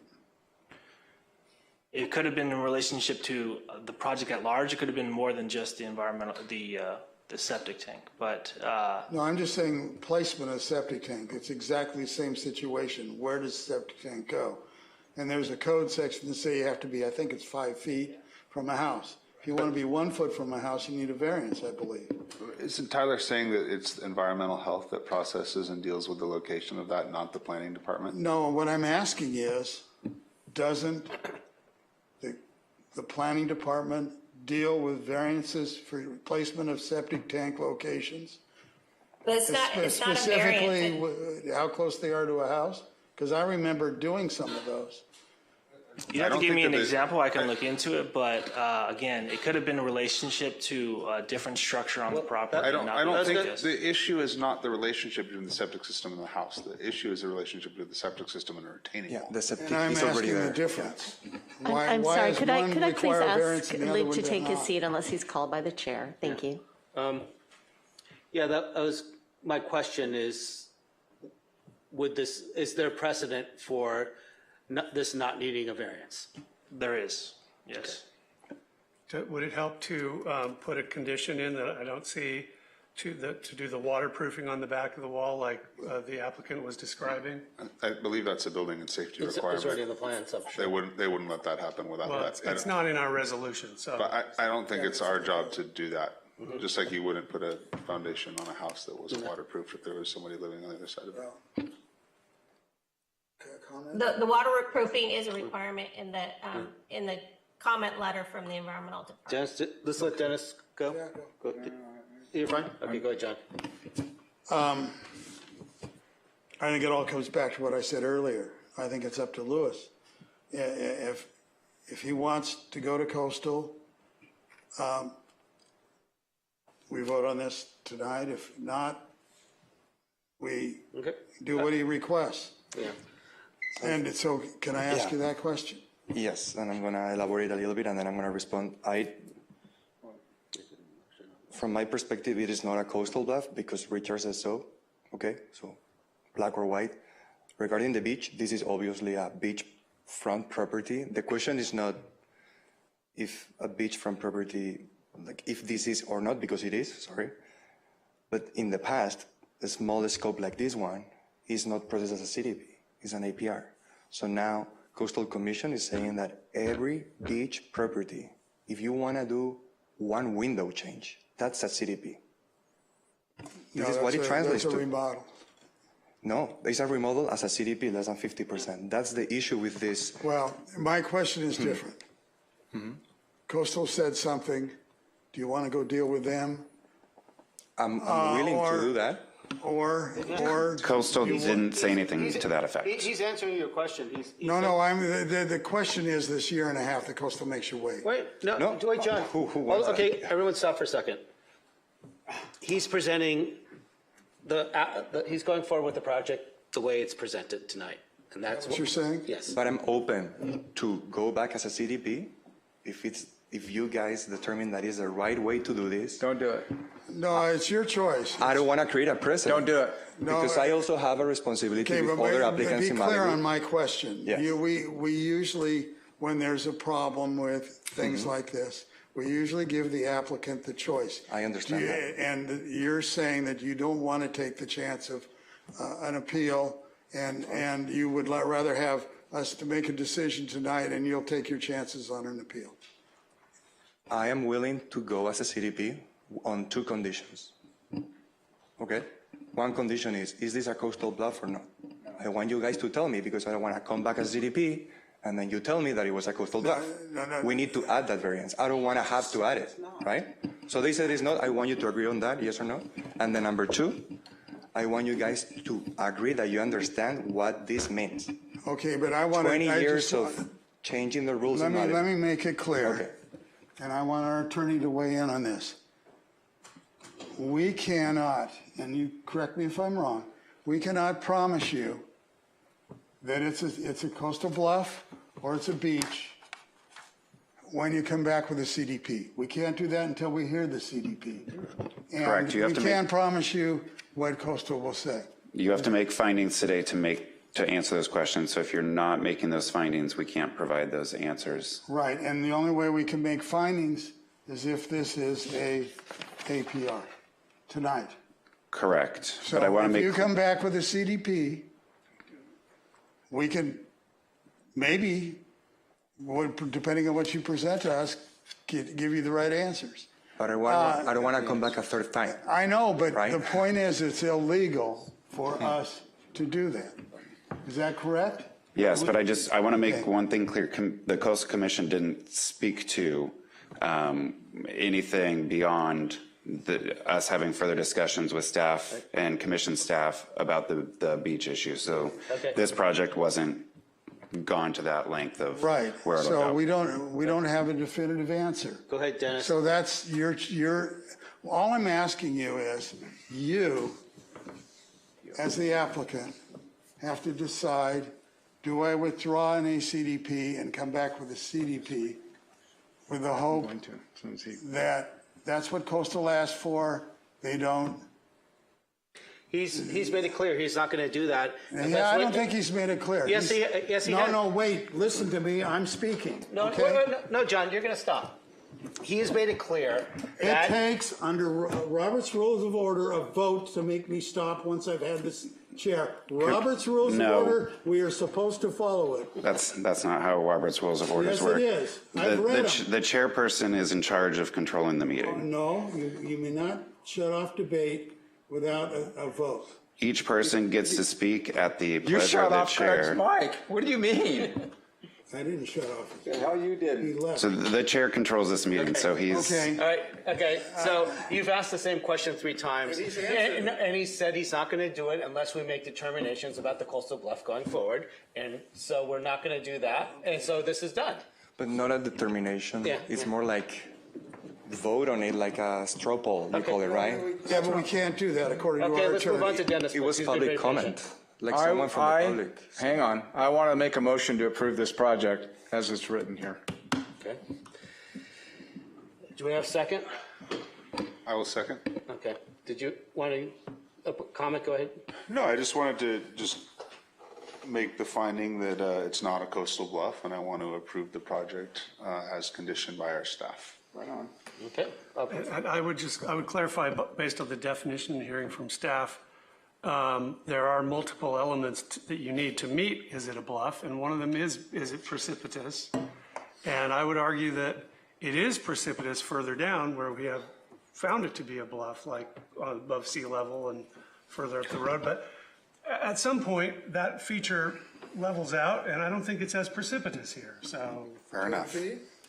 well, it has to be, if it's 10 feet or more, it can be 10 feet or more, and if it's not precipitous, it's not a bluff.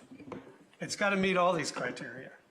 And I don't think it's very precipitous. So I think we're at the point where, in terms of the precedent, the other places further up the road are more of a bluff than it is here. Okay, well, I sure hate to have him spend another year and a half, but that's, you guys can vote the way you want. I just want to be very clear that our intention is for him not to spend another year and a half. Our intention is That's for not him. our decision.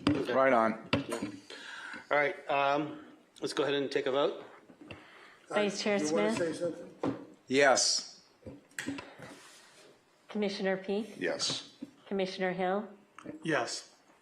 Commissioner Mazza, I feel very sorry for Lewis, and I'm going to vote no. Chair Leonard, Yes. motion carries. All right. Let's go ahead and take a 5-minute break. We'll come back at 8:10. Sounds good.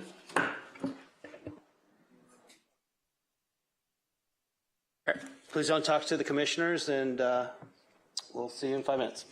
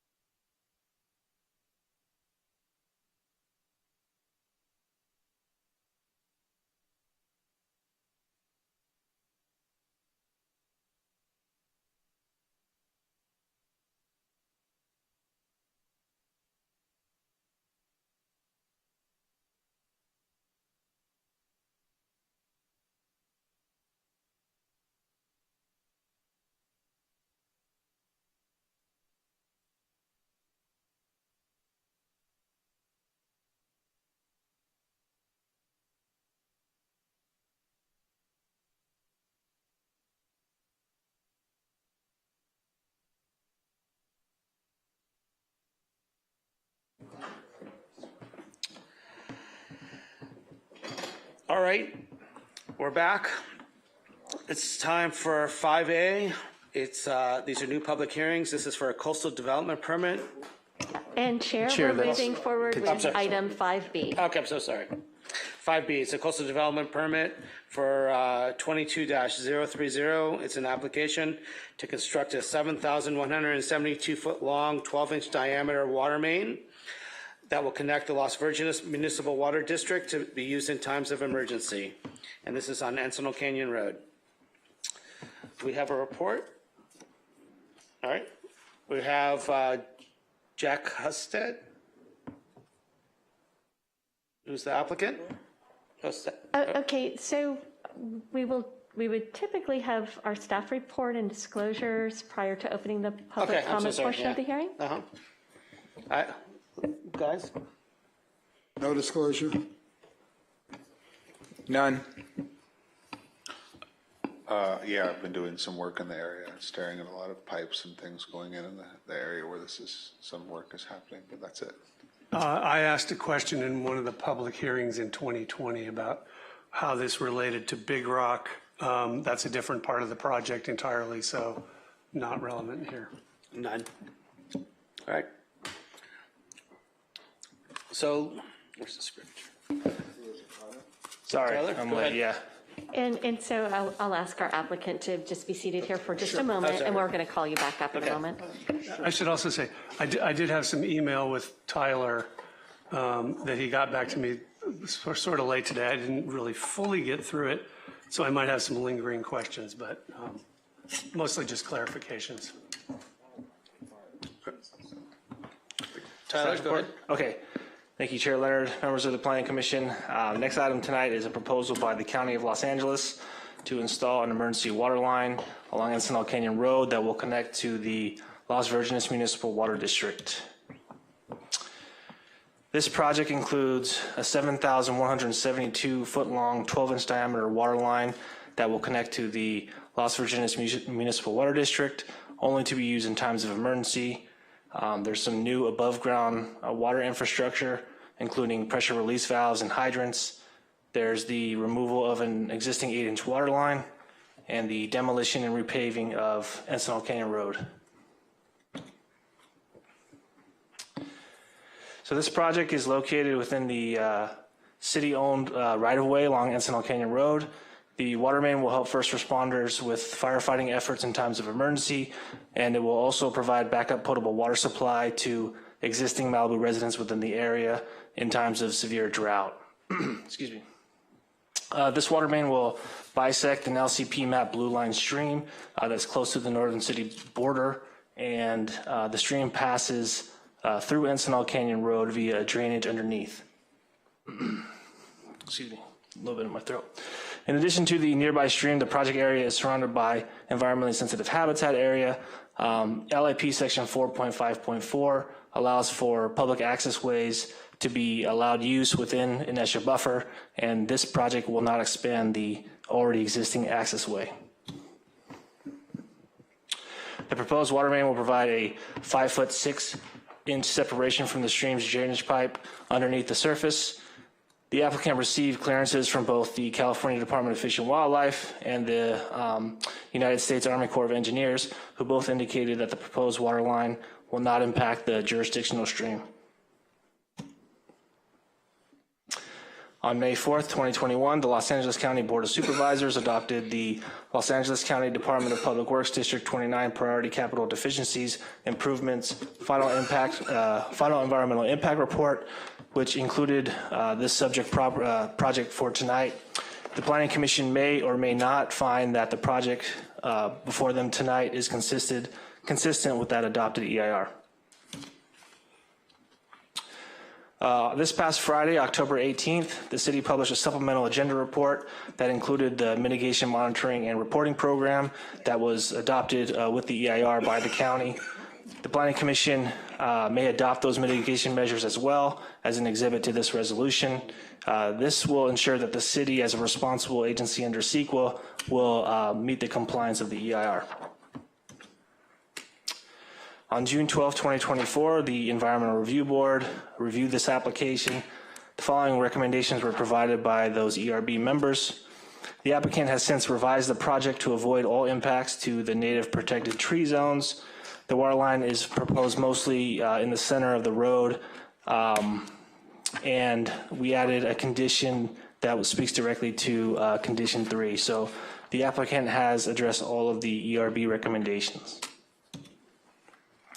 Here's a site plan with a couple of details about the underground drainage pipe, mostly in the center of the road, as I mentioned. It will crisscross to and from the road to avoid those protected trees. And there's some above ground water pressure valves and hydrants to access the water. We added a condition in the resolution that all above ground appurtenances should be painted to blend in with the surrounding environment. So with that, staff recommends that the Planning Commission determine the project is consistent with the final EIR and adopt Resolution 2473, approving the project with the inclusion of the mitigation measures as Exhibit A. Thank you.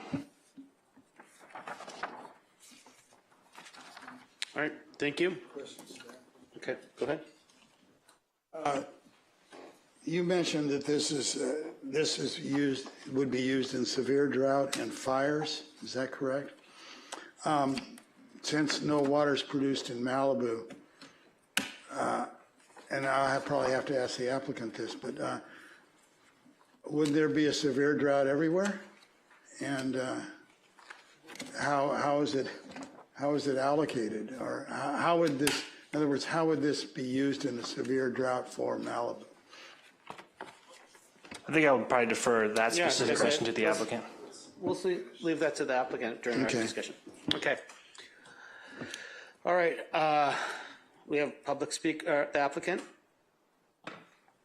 Or actually, do we have any public speakers? Yeah. Okay. All right, we have one. Joe Drummond has just submitted a request to speak on this item. Okay. So we'll take that first. No, sorry. that would follow. That would follow go ahead, our Jack. applicant. Okay. Thank you. Go ahead. Okay, yeah, good evening. Again, I'm Jack Husted. I manage the design and capital projects for LA County Waterworks. And this project, the Encinal Emergency Interconnection Project, is really all about resiliency. So if you're familiar with the District 29 water system, all the water coming into Malibu comes along a main transmission main coming all the way from Culver City. So by the time it gets to Western Malibu, it's traveling 30 miles. So this creates a real vulnerability for the city that we could, any damage, any major maintenance, some sort of a leak outage on that transmission main, and we lose all water to supply. So an interconnection like this allows us to make a connection with our neighbor, Las Virgenes Municipal Water District. And in those emergencies, we can contact them, we can open it up and bring in water from Las Virgenes, and then we pay them back for the water later. But at least in the meantime, it would provide a source of water over there in the Western Malibu. We have other small interconnections, but nothing on the western side and nothing of this capacity. So this is be a real resiliency, make sure we can supply water in the event of an emergency. Is that all you had to say? Pretty much, yes. All right. So it's a project we're really looking forward to building. Okay, thank you. All right, Joe? And Jack, if you take a seat, you'll have 13 minutes and 50 seconds remaining for rebuttal if you choose to use it. I just had a question. I mean, in Big Rock, we have generators to put the water up because when power goes out during a fire, you can't get water up to the hydrants or anywhere. So I'm just wondering, is that how the water works in this area? Like, does it? But so you don't need power to get. I mean, I don't know. We don't have water in Big Rock. But is that because our water is above ground? I have no idea. But I'm just wondering if you might know. That's a good question. Yeah. I guess the question is, how do you get the water up the hill? There are no other public speakers. Okay, to answer the first question is throughout the district, like I was saying, everything comes in on a transmission main along PCH, and then we have pump stations that pump it up to the hill, fill water tanks, and then it's pretty much gravity flow back down from the water tanks. And so having the pump stations make sure we can keep those water tanks full. And so putting generators on the pump stations is another way we're getting resiliency. But to go back to this interconnection project, it is all gravity flow because it's coming from Las Virgenes at a much higher elevation. So the tank that's going to be feeding this from Las Virgenes is actually at a much higher elevation. In fact, the project does include a couple pressure reducing stations just to manage that pressure because it's coming from way up the hill.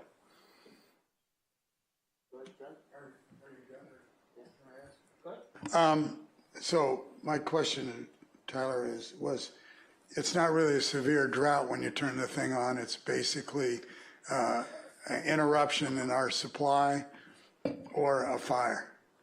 Yes, the main purpose of this is for an interruption in our supply. That's the main purpose. The nexus to drought, there is some in that both Las Virgenes Municipal Water and District 29 purchase their water from Metropolitan Water District through wholesalers through Metropolitan Water District.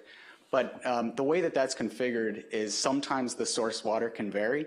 So sometimes we're receiving Colorado River source water and Las Virgenes is receiving State Water Project water. And so in certain drought years, there's been scenarios where sharing water sources would help alleviate drought because sometimes the Colorado River is more restrictive than the State Water Project and vice versa. So that is probably the best nexus to drought situation where we might use the interconnection, but the primary purpose is for the emergency outage type thing. The interconnection could go both directions? It will not. This one is, because of the elevation also, it's only going to receive water from Las Virgenes. Okay. All right, Skylar? Would you mind explaining in layman's terms the benefit of this during a wildfire and how that's going to be managed and used? Like, so let's say, I'll give you an example of a wildfire breaks out in the western end of Malibu, or a fire approaches Malibu from the 101 and come in that area. Is there going to be people to be able to unlock those valves, and or then also the scenario of like catastrophic accident on the highway or some land movement, right? Where, let's say on PCH down near like maybe like Big Rock Tuna Canyon, we lost the water main, and then there would be benefit to other areas of Malibu, not just the west end of Malibu, if that connection to the Culver City area was lost.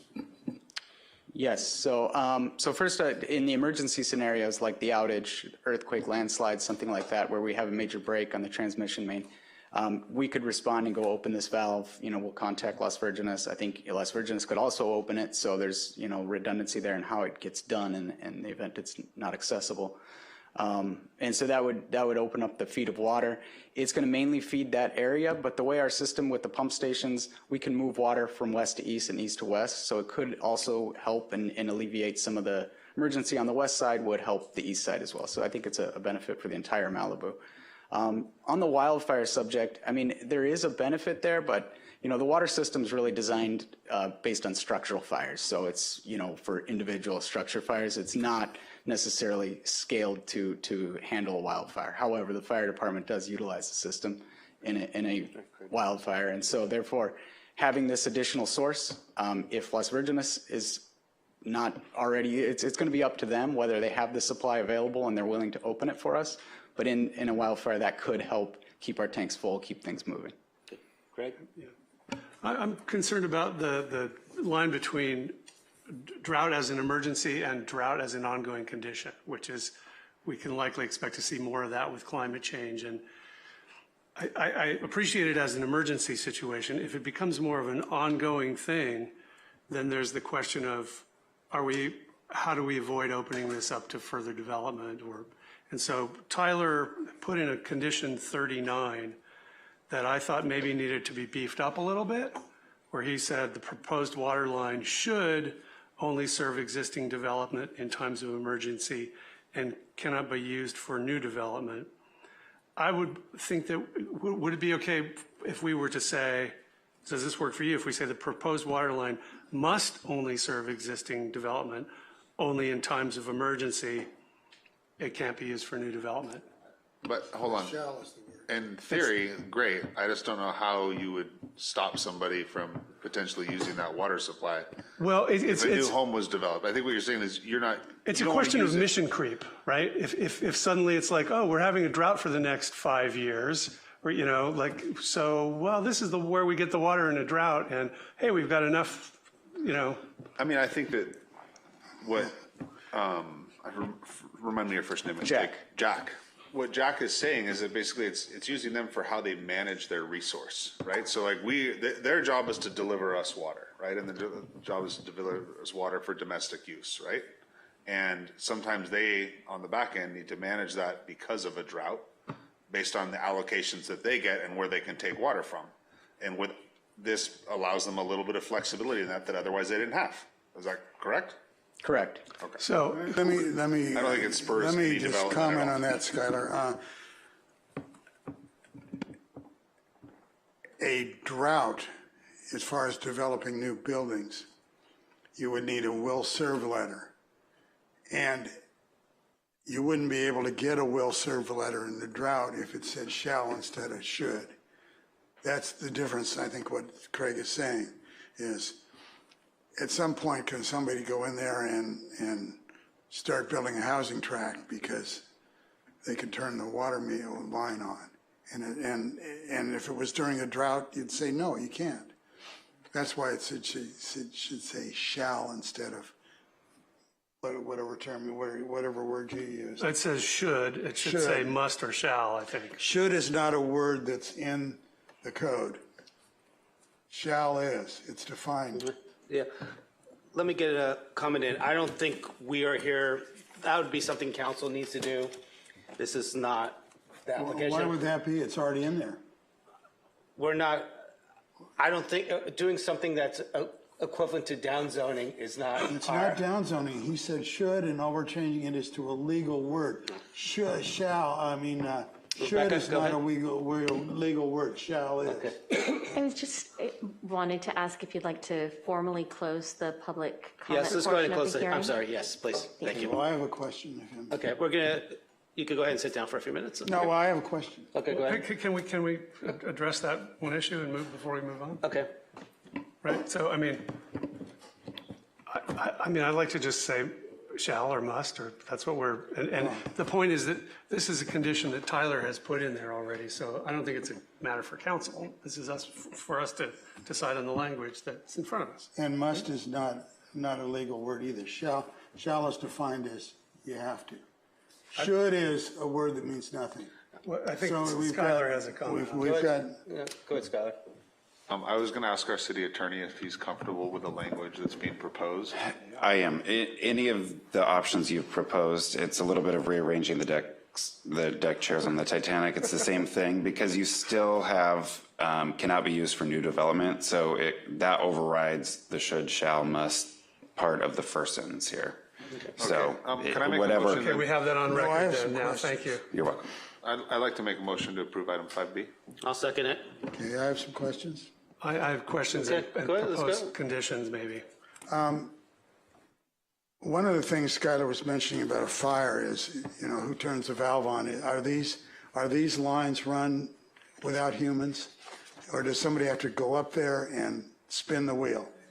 Manual. It would be a manually operated valve. And can you put in a solenoid because we have found, nobody from the water department, and in most cases, the fire department, will go into a fire to turn a valve on. They just won't do it. And so, because they're smart. But is there a way to have valves that don't have humans turning them? I mean, don't you have solenoids and things like that?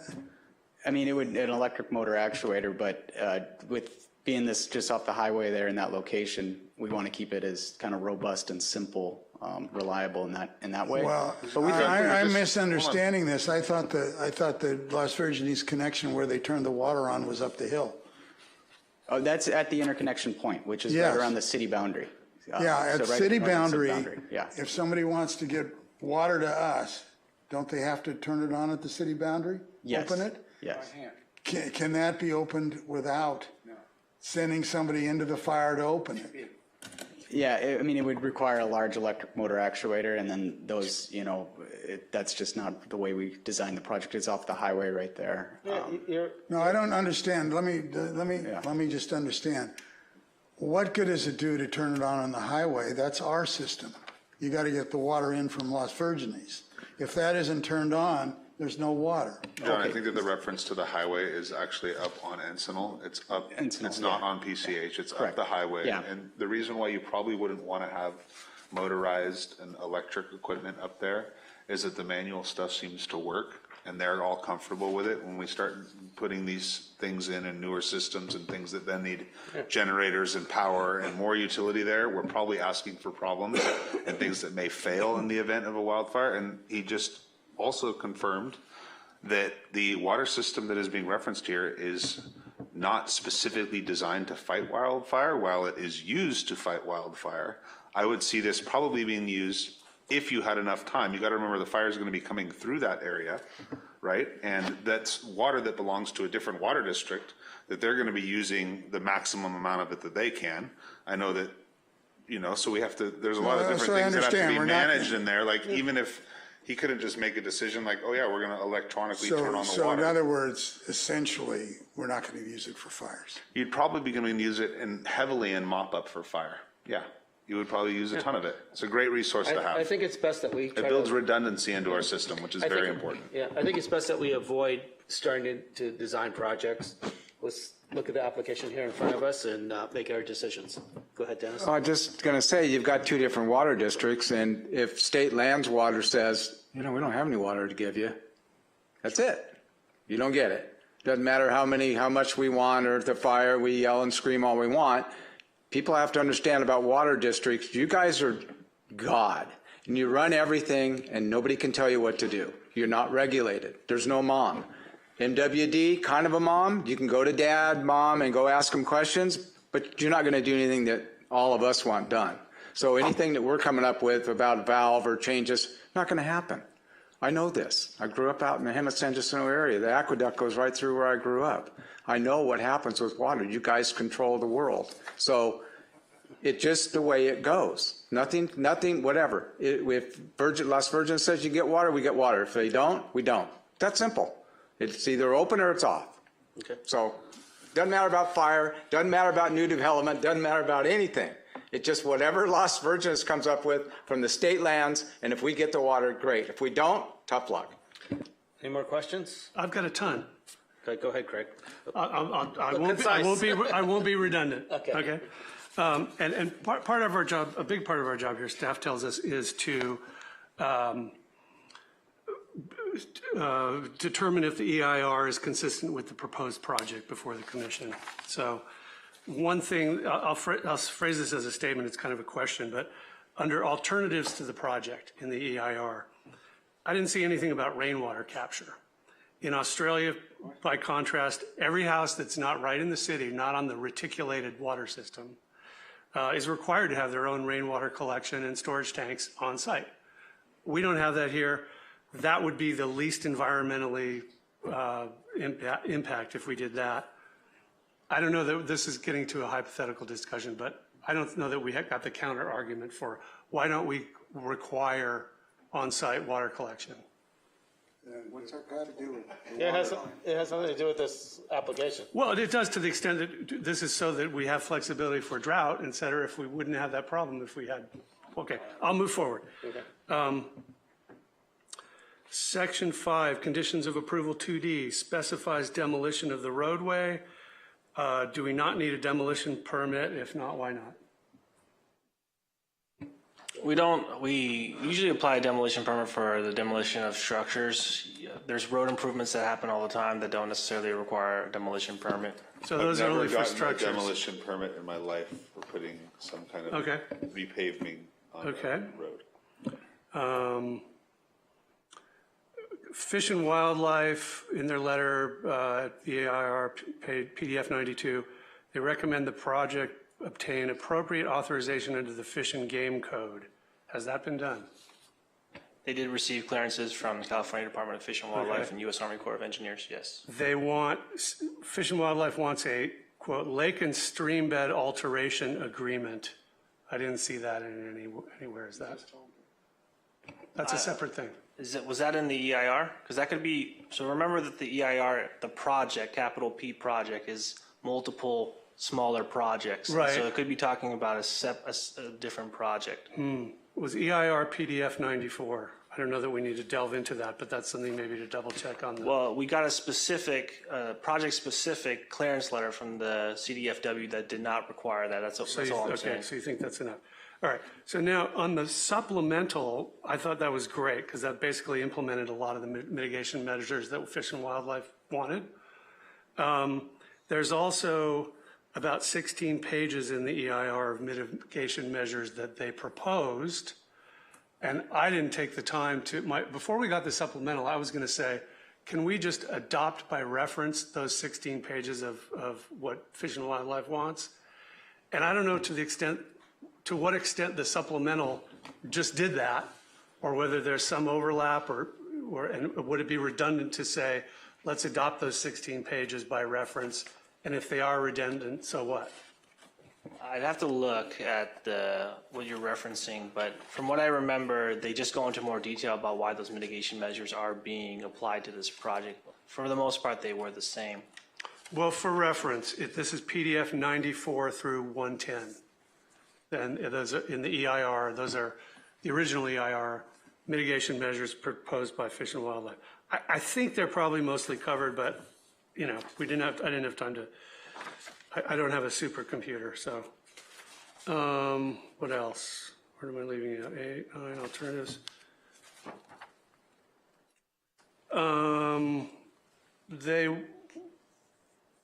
Fish and Wildlife wanted stream crossings to be scheduled to use the least number of days. That's definitely not in the resolution or the supplemental. Would that be helpful to add? Again, the EIR was a long document, as you saw. I can comb through it and see. I did not add that as a resolution if it wasn't in the MMRP.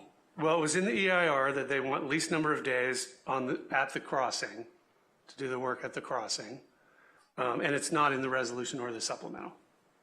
So I don't know. Does that? How do you define least number of days? You know, they're going to say least number of days is how long we were there. That's a best practices kind of question, I guess. Yeah. The EIR did include a creek crossings projects, totally separate project. So there was a number of creek crossings, so maybe referencing some of those things. In this case, the only thing that we did discuss with Fish and Wildlife is where we're crossing over a culvert, but it's a contained culvert pipe under the roadway, and we're crossing past So the that. view is if that took, same difference if it took a week versus 6 months? I mean, it's not, whatever it is. I think that that's just more of like a generic thing that's more in reference to like you crossing like a stream bed. And I think that what we're dealing with here is a culvert that's contained, and we're taking a water line and running it over on the road. So And they said we're about 5 feet away from it. The two pipes are separated by about, okay. All right. Now this is a definite issue here. There's ostensibly conflicting hours called for in the work. Because on the one hand, Caltrans wants the heavy traffic and the heavy work scheduled for off-peak hours. That sounds like nighttime. Whereas, who is it? Fish and Wildlife, I'm guessing, if I don't remember now. There's some criteria saying that they're not going to do any work at night, and that if they have to, then they need written permission from the city manager or the county health officer. So, A, I would say, can we just say they need permission from the city manager, period, and not give this to the county? And B, do we have a comment about what hours they should or shouldn't be doing the work? Can the city manager make any decision on the highway? They have on Caltrans work down around Big Rock, that was all up to Steve McClary. is this on Ensign's not a state highway? Yeah, City road? It was on PCH. McClary had jurisdiction to make that decision at night. So I'm saying this is not on PCH. Ensign is a highway, isn't it?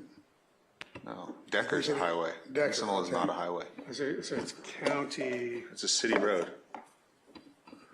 So I was just two questions. So we should just say city manager, not county. Before we even go there with who's deciding that, right? If you want to condition the project and say they need to do it at night so that doesn't affect the public during the day, Or you not can at do night. that, Or not at night. right? I would think that the Department of Fish and Wildlife would not want it to be affecting the nocturnal animals, Exactly. right? And you have neighbors up there. There's not a lot of neighbors, but they probably don't want a lot of lights on. That So was this my- is like the double-edged sword that happens in Malibu. So you have work that happens on the highway, or there's probably a couple people that live up there that would be majorly impacted by this construction, and they're not going to want to wait. And they would like to see the work happen as quick as possible and happen at night, so it doesn't affect them. So, so I would agree, this should be, as to the extent, and how we frame the condition, to the extent possible in daytime, and that we not give too much weight to Caltrans' desire to do things off-peak. Yeah, I would This see how isn't Caltrans involved. Caltrans, it's Public Works. It's not Caltrans. They have jurisdiction over materials transfer or something, heavy Can I ask, traffic. Chair, can I ask a question of the applicant? Do you guys often condition the projects on specific work times in the Santa Monica Mountains? Well, this project would be 8:30 a.m. to 4 p.m. normal working hours, and so that's pretty typical for our projects. Okay. I mean, we've had other projects where we've made more restrictive work hours due to a traffic condition or something, but But you wouldn't expand the hours to try to get the project done faster? not without city approval. I think we could work on that, but 8:30 to 4 is typical. That's better. Well, and then there was also the option to say That's better, but no- if you can get the whole project done a couple months faster, that might be way better. Well, there's also the no impact equipment at night option to say, schedule it so you do the quieter stuff at night. Well, you're in the mountains. I would talk safety. I mean, I wouldn't want to be driving Encinal and run into a bulldozer in the middle of the night. Here's the only. Chair, can I make a legal point? Also, the hours that are in the resolution were in the EIR that was looked at, so I would hesitate to recommend that you try to tweak the hours because that's what's been reviewed in the EIR process. And my point is that in the EIR, there is conflicting language in Caltrans saying, let's do it off-peak, and others saying, let's do it daytime. Not for this sub-project, though. It was reviewed with daytime hours. We conditioned it to have daytime hours. And to answer your guys' question, because the construction was in the city of Malibu, they do need to get city manager's permission for the off-time hours. So maybe we take out the condition that says county health official or somebody. It was a weird, county health officer. I think it sounds like we're pretty clear on this one. Is there any more topics? No, it just maybe deserves mentioning that we got emails from neighbors up there concerned about possible assessments for the project. When? This was in the ER communications with Dave Reidman when he was around. And I think that was clarified that there's not. so that's, I guess my question was, is that even a concern within our jurisdiction? So I would say no. Okay. Let's move on to a vote. I move approval of the project as. I think I already did that. Oh, you We did? already Okay. have a motion. You want to do a roll call, Rebecca, please? Thank you Could for I first clarify humoring me. if your motion is accepting a friendly amendment to modify condition number 39 to use the word shall rather than the word should? I think Kellen made a good point that the remainder of that clause does say whatever, not for new development. So you're Yeah. removing your friendly amendment, correct? Sure. Okay, perfect. I mean, well. So then the what- roll call I think is- you should use I disagree. I think you should use a legal term. That should is not a legal term and can't be enforced. Well, Chair, John, you just had our city attorney. I asked him this specific question. He said he was completely fine with the language that's in there. And now you're trying to tell him that it's not okay? No, I'm going to ask him a question. Is shall or should a legal term? Because the Coastal Commission. I'll just defines- repeat, I'll repeat what I said, is all of those terms are fine because the second part of that sentence does what you're trying to do. So the first part is a little bit irrelevant. Is not a little bit, it is irrelevant to this discussion. Okay, so it even though it's not legally correct, it doesn't matter. It's correct. It's, yes. All right, no traction on that. Let's, whenever you're ready, Rebecca. Yes. Yes. Yes. Yes. You bet. Thank you. All right. Next up, we have 5C. All right.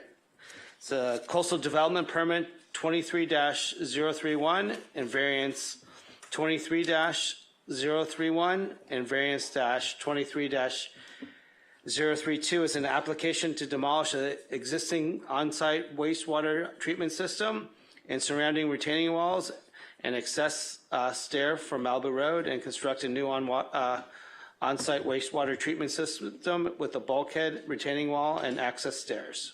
The address is at 42942 Malibu Road.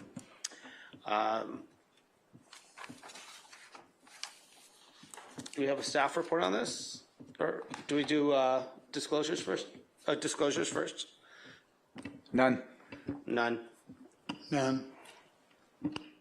I looked at the a recent street view image just to see how it looks, and recent enough that the CDP notice is on the garage. I noticed there's some nice mature trees where the OWTS and leach field would go, though they're not natives. There's a citrus and what looks like probably an avocado. Big trees. None. Okay. Let's go ahead with the staff report. All right. Good evening, Chair Leonard and members of the Planning Commission. The next item before you tonight is a proposal for an upgraded OWTS serving an existing single-family residence. The project includes demolition of the existing OWTS, surrounding retaining walls, and access stairs from Malibu Road. It also proposes the construction of a new OWTS surrounding retaining walls, a bulkhead protecting the OWTS, and access stairs from Malibu Road. So this project, about a year ago, was identified that it needed two variances to process. One is for geological factor of safety, and the other is for the finished floor elevation of the new bulkhead, which does not meet the elevation required for the 100-year economic life. Okay, moving on. So here's a map just showing where the property is on Malibu Road. It's beachfront. It's about midway between, Ralph's and the western end of Malibu Road. There is an ongoing construction project just west of the subject property. The property does not contain mapped ESHA or is in the vicinity of ESHA. It is completely within the appealable jurisdiction of the California Coastal Commission.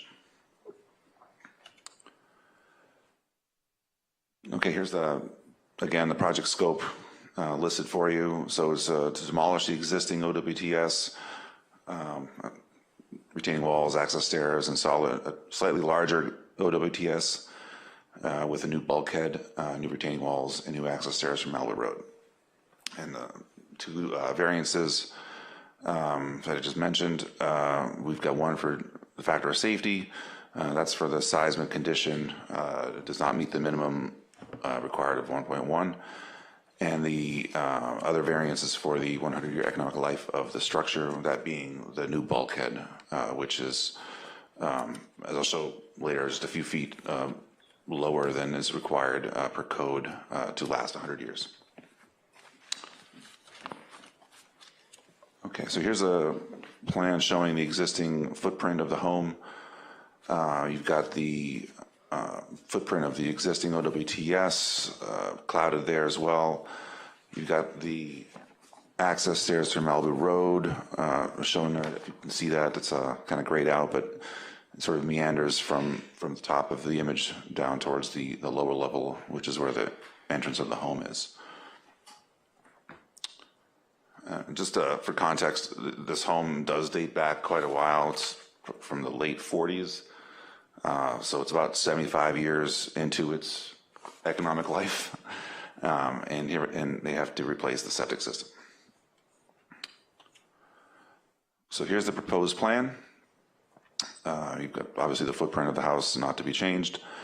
You've got that proposed septic system in the same location as the existing. The leach field is slightly larger, and that's just under the recommendations of all the specialists. You've got the new retaining walls shown there as well, and the bulkhead. This is all to protect the septic system, of course. And again, going back to the economic life of these structures, the single-family residence is about 75 years in, so it has about 25 years left. The new septic systems, those are designed to last 40 years. However, our code requires that the bulkhead must be designed to last 100 years. And as I'm about to show in the next slide, that is what triggers one of the variances. So here's a proposed cross-section showing, the residence by the beach, and, Malibu Road off to the right. So, as you can see, the entrance from the street is up top, and that's where the garage is. And then they go down the access stairs to basically a front patio, courtyard area, and that's their front entrance. So this shows the proposed tank and leach field, landward, of course, of the proposed bulkhead. It also shows the retaining wall landward of the leach field, which is, supporting, Malibu Road. So I kind of wanted to illustrate again, go back to the 100-year economic life of the proposed bulkhead.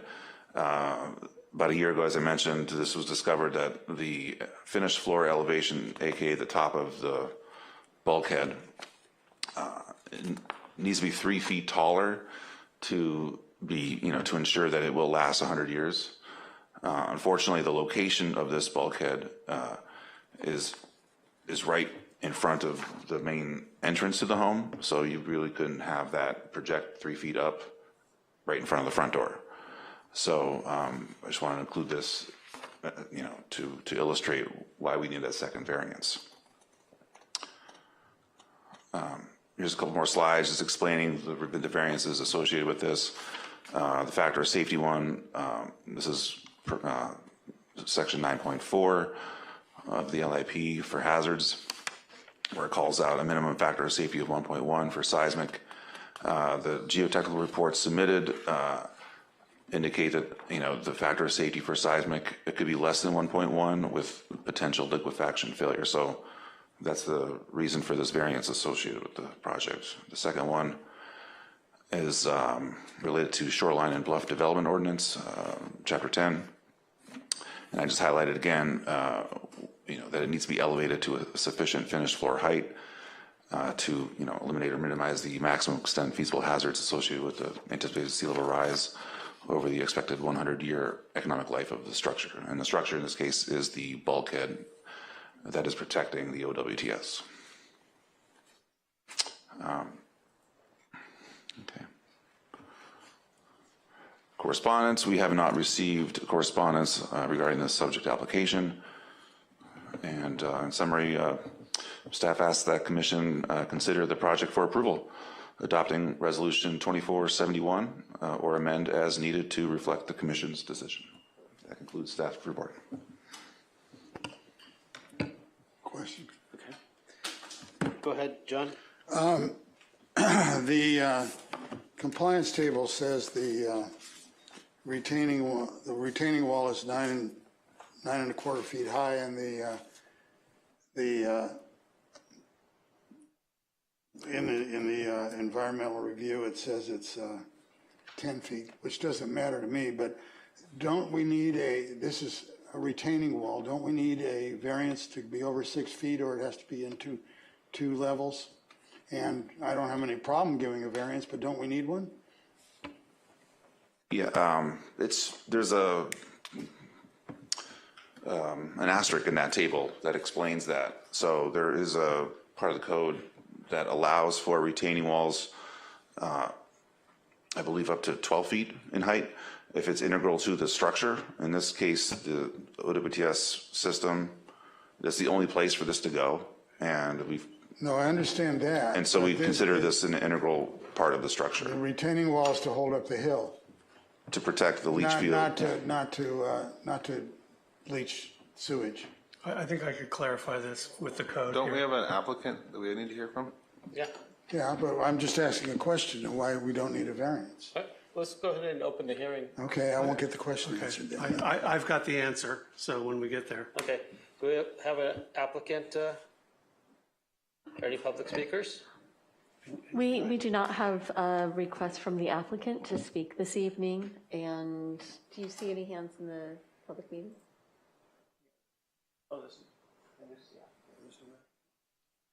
Just a moment, we'd like to confirm. Yes? Okay, we do have an applicant present in the virtual meeting. Okay. Sean? Let's do. Hi, good evening. I'm the owner. I'm not the engineer, actually. This project was required by the city of Malibu because the septic tank is not really a septic tank over that location.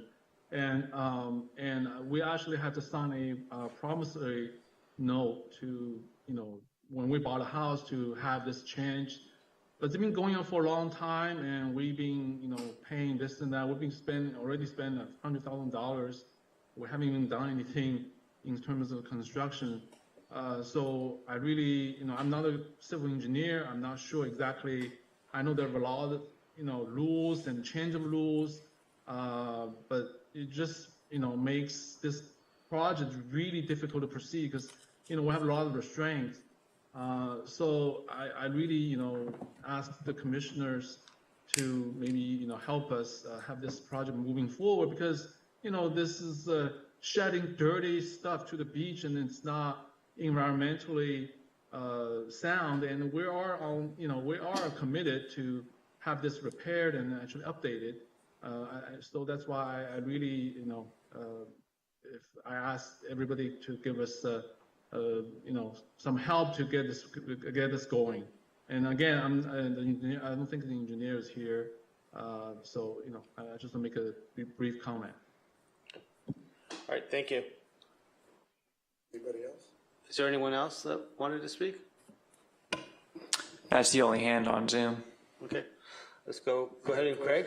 Yes, okay, you're gonna close the hearing. Okay. Did you want to say anything else? No. No? Okay. Thank you. We can still ask you questions. Yes. Okay. All right, so just to follow on John's point, and with Fletcher, I think the discontinuity here is retaining walls have the limits of the 6-foot height or the 2 up to 12 separated, whereas 8.3C allows single cuts up to 12 feet in height, which are integral part of the structure of the building. That's not a retaining wall. And so my reading of here, and I think you maybe even said it in the report, that he's basically saying that the structure was the leach field, but that then becomes problematic because we've already had past decisions where we said, like for example, the subterranean elements of the horse corral that allow it to have the right consistency, all that built underground. We said that's not a structure. If that's not a structure, I don't know that a leach field is a structure. So it seems like this is a retaining wall that's too high and would want a variance. Yeah, and I don't have any problem at all giving a variance. And I assume we can do that at this hearing. So, because I can't see, where do you limit it? What was this, if this was 50 feet high? Would it need a variance? Yeah, and then 6 foot is the limit. So I'm going to propose in the resolution that we grant a variance for over 6 feet. I don't think, can we do that, Kellen? Yeah, you can grant a variance as appropriate, so staff can determine if that's necessary. But yeah, Okay. you can grant that in your. Okay. That I will propose to do. All right, Skylar and then Greg? I'd like to make a motion to approve item 5C with the if they need the variance for that condition. I'll second that, if you'll accept putting in a variance. Will you? I said, yeah, I'm Okay. accepting, Now, if I've staff got- determines that it's needed, that it's granted. I just want to be very Well, clear. I about think that. Our we need to- interim assistant, is that correct? Yes, planning director has said variances need to be noticed, so we actually wouldn't be able to do that tonight. We would have to continue that. Okay. So I think, Continue the hearing with that included. well, I would like, you could, I would We ask would just staff continue the hear, we would, Fletcher, can you, to weigh in on is this that. over a 6-foot retaining wall? Yeah, it's 10. It's right in the staff report. it's 9.5.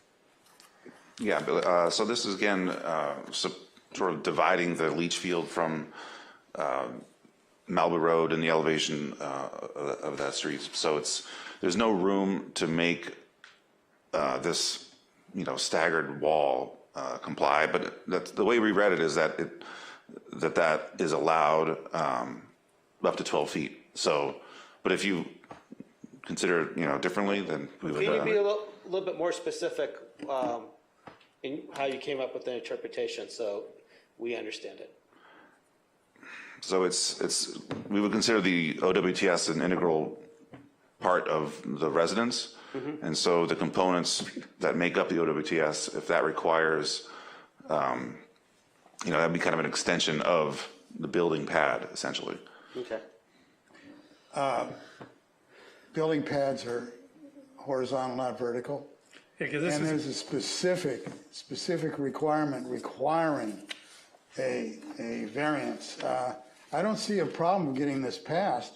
I think, but I see a problem putting up, what would happen, for example, on the 50-foot building, the integral part, the staff claimed that on the motel, an integral part of the motel was the retaining wall, but they needed a variance. I don't think anyone's challenging you on this one, John. Okay, so, but they're saying we can't do it at this meeting. No. So that's all I'm saying, we've got to do it. Okay.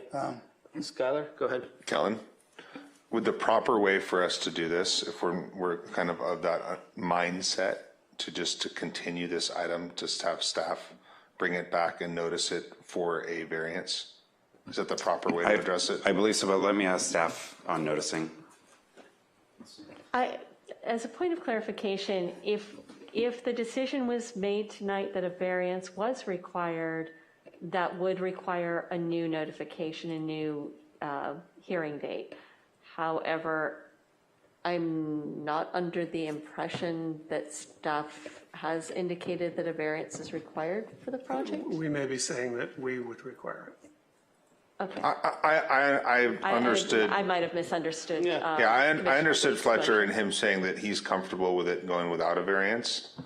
And I'm hearing from two of our commissioners. My goal is to try to get consensus amongst all of us.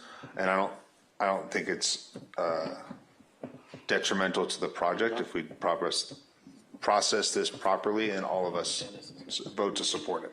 Okay. That's what my goal is. So if the decision of the commission this evening were to bring it back for approval with a variance included, it would require a 21-day legal notice, which basically is submitted to the paper about 28 days before the project. I believe it could be scheduled for the last meeting of December.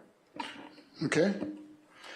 That would mean we Can I ask the year on the Fletcher stinky another? note. Let's go to Oh, and that would also mean, we'll also be considering at the November 4th meeting, whether or not you're going to hold the last meeting of December. You asked me to bring that back to you for reconsideration at the first meeting of November.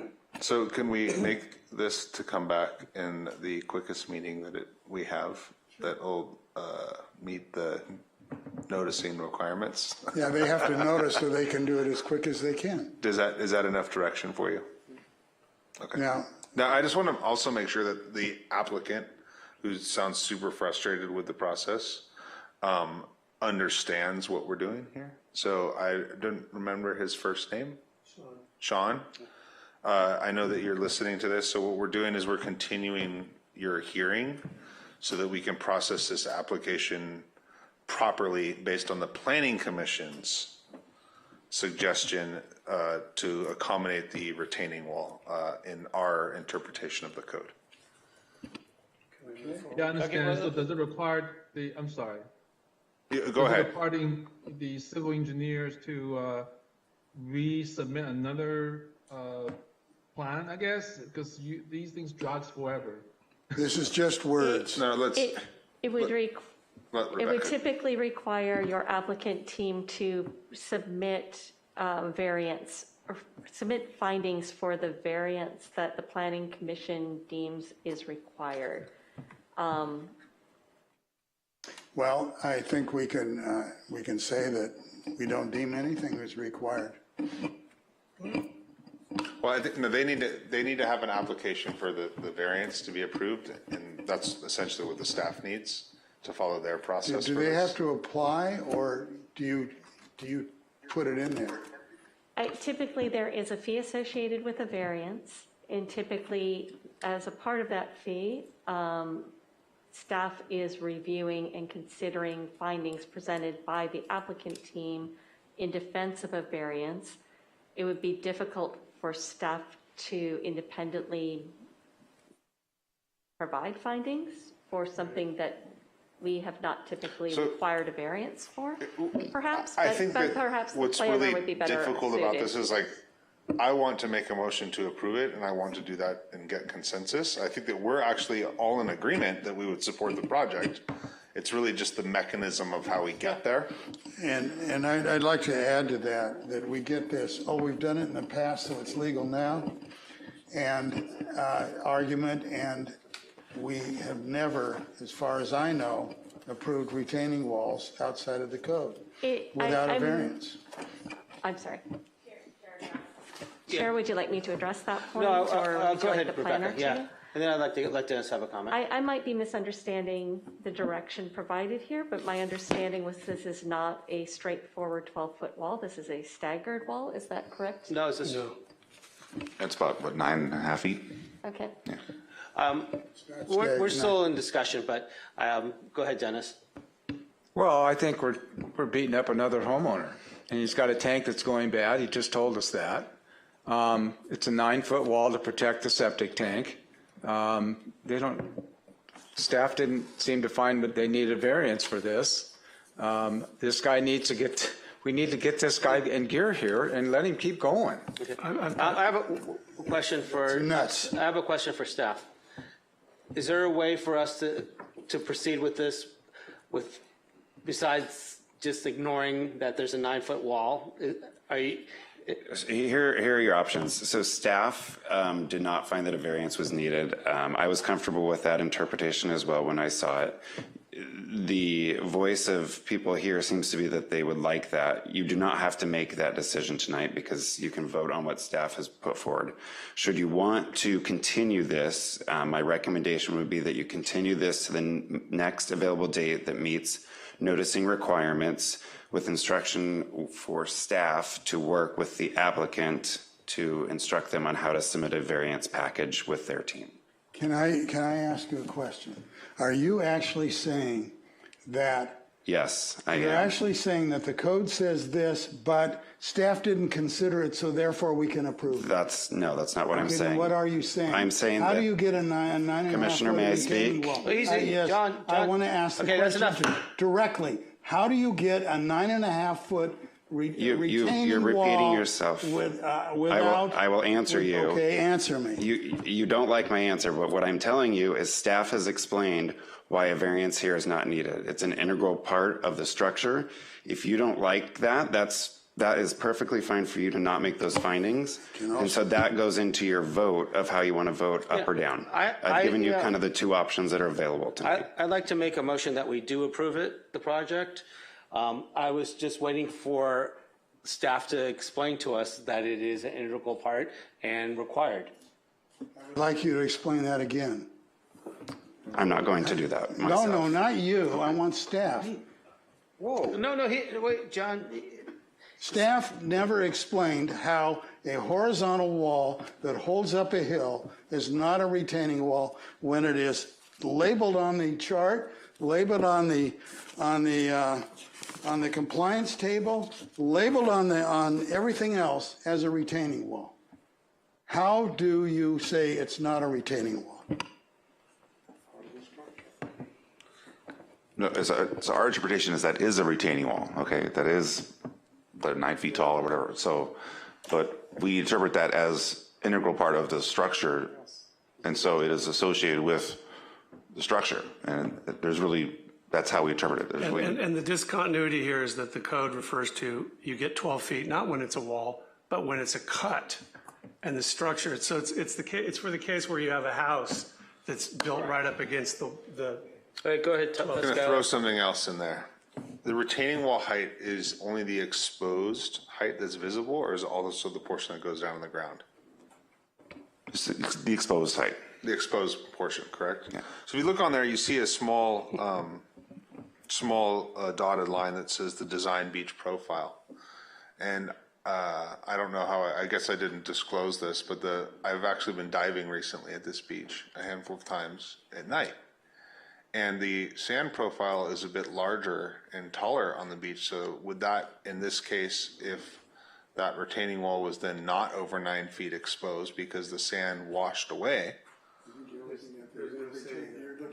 You're looking in the wrong direction. The retaining wall's against the hill. Against the road. That's the, what do you call it? It's on the bulkhead. It's on the driveway side, yeah. There's a bulkhead and a retaining That's the wall. bulkhead. Oh, got it. Okay. Yeah. My bad. If I may, I haven't even. No? I have several concerns still before Go we ahead, get to Craig. a vote. Go ahead. Staff, I'm confused about the economic life. It seems like we're dealing with sort of apples and oranges here because we have this house that's 75 years old. We're requiring an OWTS for an additional 100 years. And then, so what is the lifespan here? Because we're using 2.4 feet as the nominal sea rise. If we were going to 100 years, we'd be using something more like 5 feet. John, I appreciate that Coastal Commission has dialed back from originally saying 7 point something feet for 100 years, and now I think it's something more like 5 feet. But we're saying 2.4 feet here, so what lifespan is, I guess part of my concern is, are we building a 100-year OWTS so that we can then put, when this house expires in 25 years or however long it takes, we can put another 100-year house there and use this? Yeah, it's kind of confusing, right? So you've got a 75-year-old house that's projected to last another 25 years. You've got a septic system that they need, and the lifespan for these systems are about 40 years.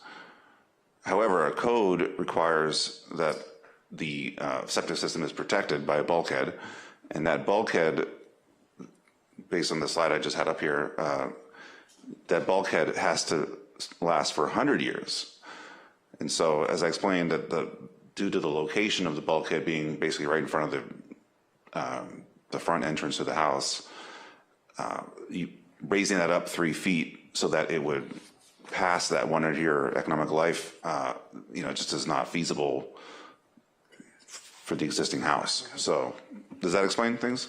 Yeah, it's kind of troubling to me though, because I mean, the bulkhead wall, it's protecting not just the OWTS. The staff report's clear that it's protecting also the entrance deck and something else upslope there. So in that regard, it would be considered a shoreline protection device that doesn't meet the exception for just an OWTS, because it's protecting more of the structure, more of the house.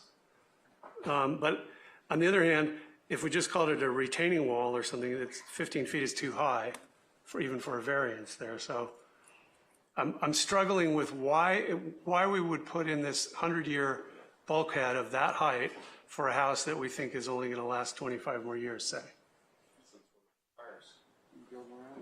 That's what the building code requires. Yeah. For an OWTS, but this is also, we're basically using the bulkhead to shore Right, up some of the house. Is the wall that's in question the bulkhead, or is the wall that's in question the retaining wall that's further up by the road? It was the retaining wall, now we're talking about the bulkhead. Can't you then also make the same argument that the retaining wall that's above, which I think is the argument that he made, is making it so that the leach field is viable? Because if you don't have that, the leach field's not viable, and therefore the house isn't viable, so it's attached to the structure.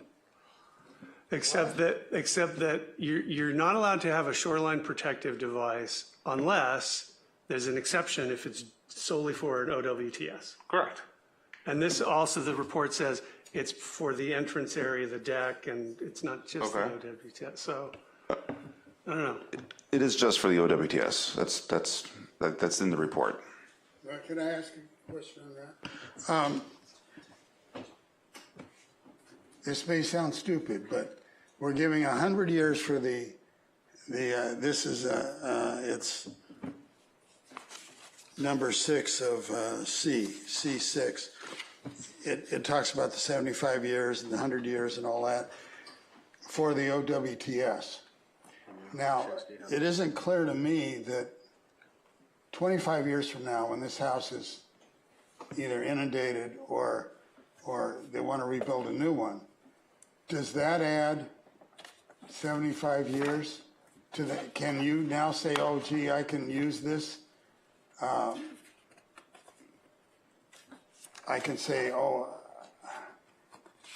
the 100 years belongs to the OWTS, and therefore I can build a house that doesn't meet the current wave outburst requirements and all that kind of stuff? I mean, you say it's grandfathered, you know, you've got 100 years on the OWTS. You need an OWTS for a house.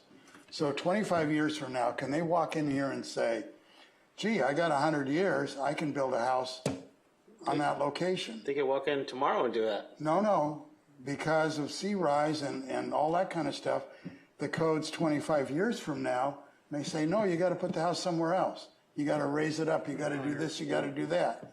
Oh, I see, yeah.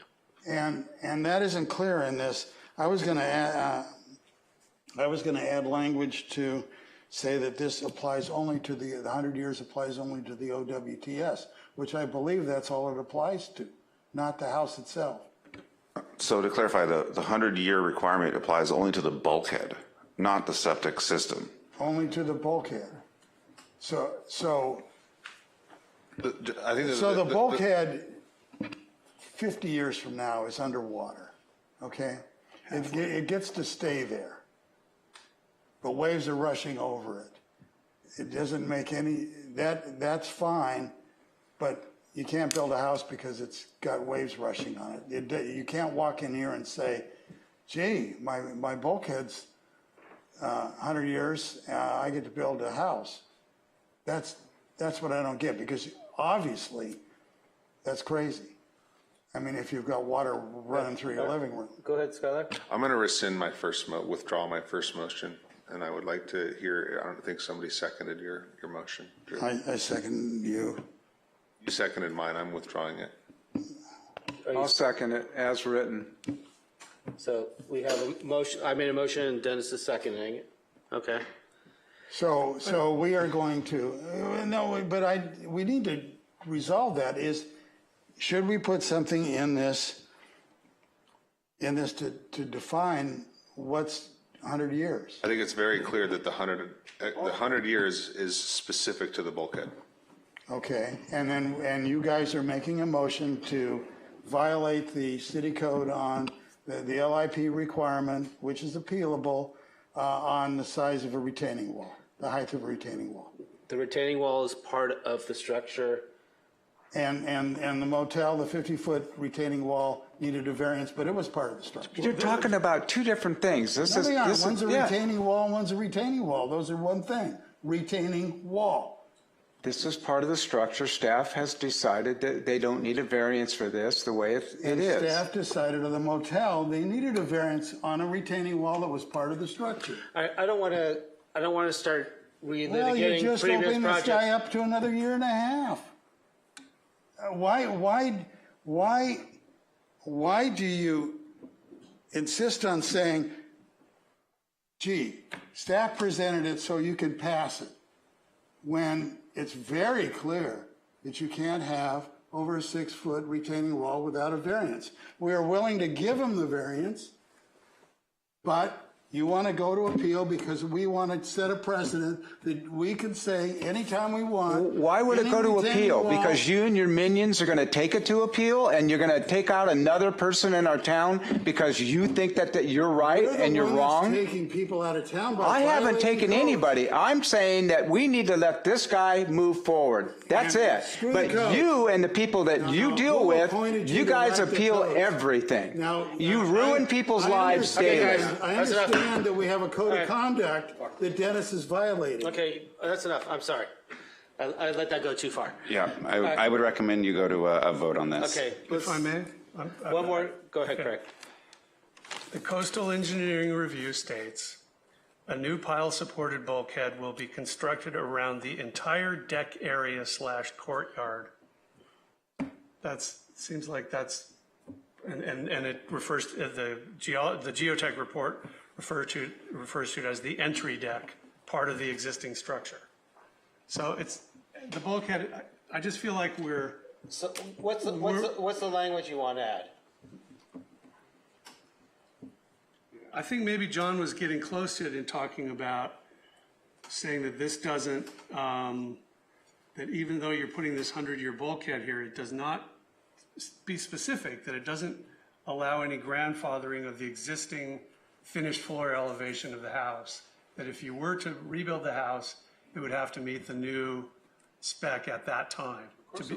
Well, let's be clear about that. So I have a question. If that language we're is extending added, the life of an existing house now. Craig, if that language is added and the vote goes forth as Drew has proposed, are you going to support it?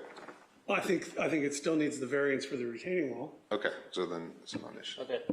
Should we call? Here's what I was going to say, in case you want to consider it. I was going to say the variance will apply only to the bulkhead and will not apply to any future development which does not meet codes or conditions related to future development on the site. There's nothing wrong with that. It makes it clear. But if you guys want to make it unclear, so 25 years from now, Dennis can say, don't make him wait a month and get a variance and all this, then fine. Will you guys support the project? It violates the code, the LIP. Okay. And all he has to do is have it come back and follow the LIP, case closed. But you want to just say, yeah, I want to violate the LIP. Well, go ahead and violate the LIP. It has repercussions. So why don't you make a motion to amendment and let's see if we have traction on it. So you're saying a variance for the retaining wall and a separate variance for the bulkhead? With the language. This language for the bulkhead, I don't think is controversial. But okay, I'll make the same motion. Well, I'm going to make the motion to add to. This would be a substitute motion. Substitute motion to add to variance number C6, the language, the variance will apply only to the bulkhead and will not apply to any future development which does not meet codes or conditions related to the future development of the site at the time of the development. I'm still confused. You just said bulkhead. Is this what we were talking about? A retaining wall? You want one for the bulkhead too? No. I'm talking about, this is the 100-year-old WTA. Okay. Then my motion also is to continue the item until a variance is presented to us in the quickest time available. And that will save him a year and a half instead of 30 days. Okay? If we were to continue this hearing and do that, I would propose that we waive all of the fees and that he goes to the front of the line. Well, yeah, I would totally agree with that. Do we have the authority to do that? No, I do not believe so. We have to treat all. We waive fees all the time. The city does. Chair, council only has the authority to waive fees. The what? City council. Otherwise, we could pay ourselves. And Well, okay, there's going to be consultant fees for the application. you can Xerox. Chair, I just want to the keep, findings. there's motions and substitute motions, so we need to just Okay. kind of keep those on track. So, do you have any input in regards to John's language for the amendment? It would just be a continuance at that point. Correct. No, not the continuous, the language. that would be The included. language about the bulkhead and the life expectancy. It's more if staff has it clear what was included, but I heard a motion, I didn't hear a second on that, so. On the substitute If you motion. finish the motion, I would second it. My understanding is it's to clarify the lifespan of the bulkhead with his language, and separately, a variance for the retaining. To continue For the on the retaining. variance matter. At the most expedient time possible. You're essentially approving everything, but making them come back for a I'm variance. making it for the height. legal instead of, gee, let's do this and violate the codes. It's a sketchy precedent. And by the way, I want to put a 50-foot retaining wall in my backyard because I've got a corral. Okay, so to be clear on your motion is to, My motion is to continue the item to the most expedient meeting in the future ahead of everybody else. And We can't do that. That's staff's discretion and at notice staff's requirements. discretion, and add the language to clear up the 100-year thing. A question for staff. Don't we get applications like this on an emergency basis? Is this an emergency application? No, it's not an emergency CDP, it's a regular CDP. Okay, so the system is, they're pumping it right now, but it's still functioning. Why couldn't this be an emergency? Why can't they start building and then come in for their CDP in a month? More cost. No, we have emergency CDPs that have lasted 16 years, okay? But the project right now is not an emergency, so they'd have to refile, and that's not what is before us tonight. Okay, well, that's my motion, and I think. Yeah, I second it. All right, so which should we do first? The second one goes first. Okay, second one goes first, all right? We would hear call the substitute motion first. Can I clarify whether you're simply trying to amend the existing variance language, or if it is still your position that we need to bring it back with an additional variance? I'm sorry, there is no variance language. There is no variance for the wall. Yeah, there is, because it's over 6 feet. No, we're asking for a variance. I thought you just said we're amending the variance language. Oh, the variance language on the septic tank. I thought you were. Yeah, no, you're right. I might be misunderstanding. C6. I thought you were amending variance 23032. Am I on the? No, I'm talking about resolution 2471, Right. C6. Just adding that language to C6, saying it only applies to the septic tank instead of the whole property. Do you see C6? It's on page 5 of 16 of the resolution. I am bringing that up now just to make sure I understand your motion. Of the resolution. There's a resolution. There's no C on page 5. Oh, well, the C's on page 4, and then page 5 is 6. Oh, I see, yeah. It's the top of page 6 of the 5 of the resolution.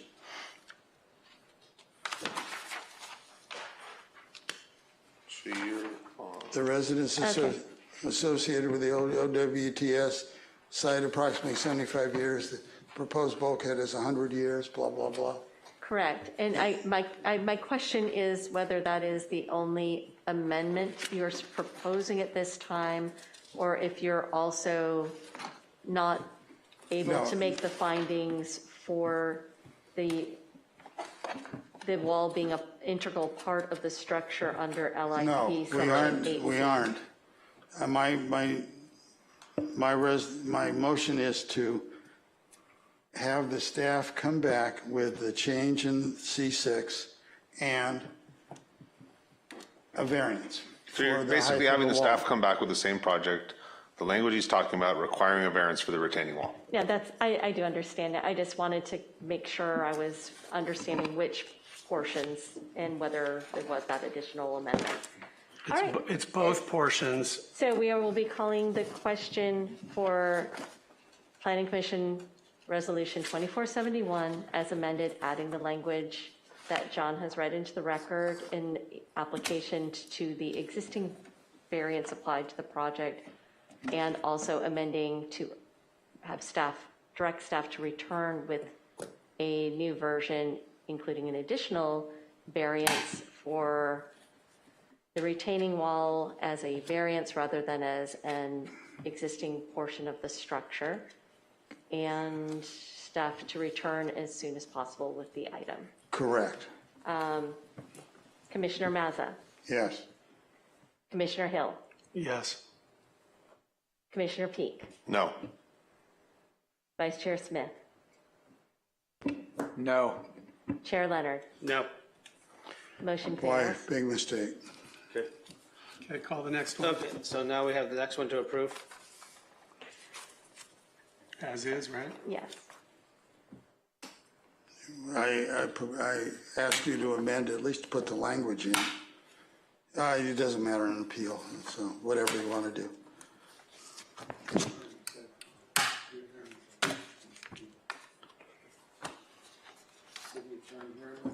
Any discussion on the dais should be done with an open microphone, please. And Chair, would you like me to call the question? I also apologize at this point, need a reminder as to who was the second on that substitute So motion. I made the motion, and I think it was Skylar or Dennis? Does Dennis? Dennis? Okay. Yeah.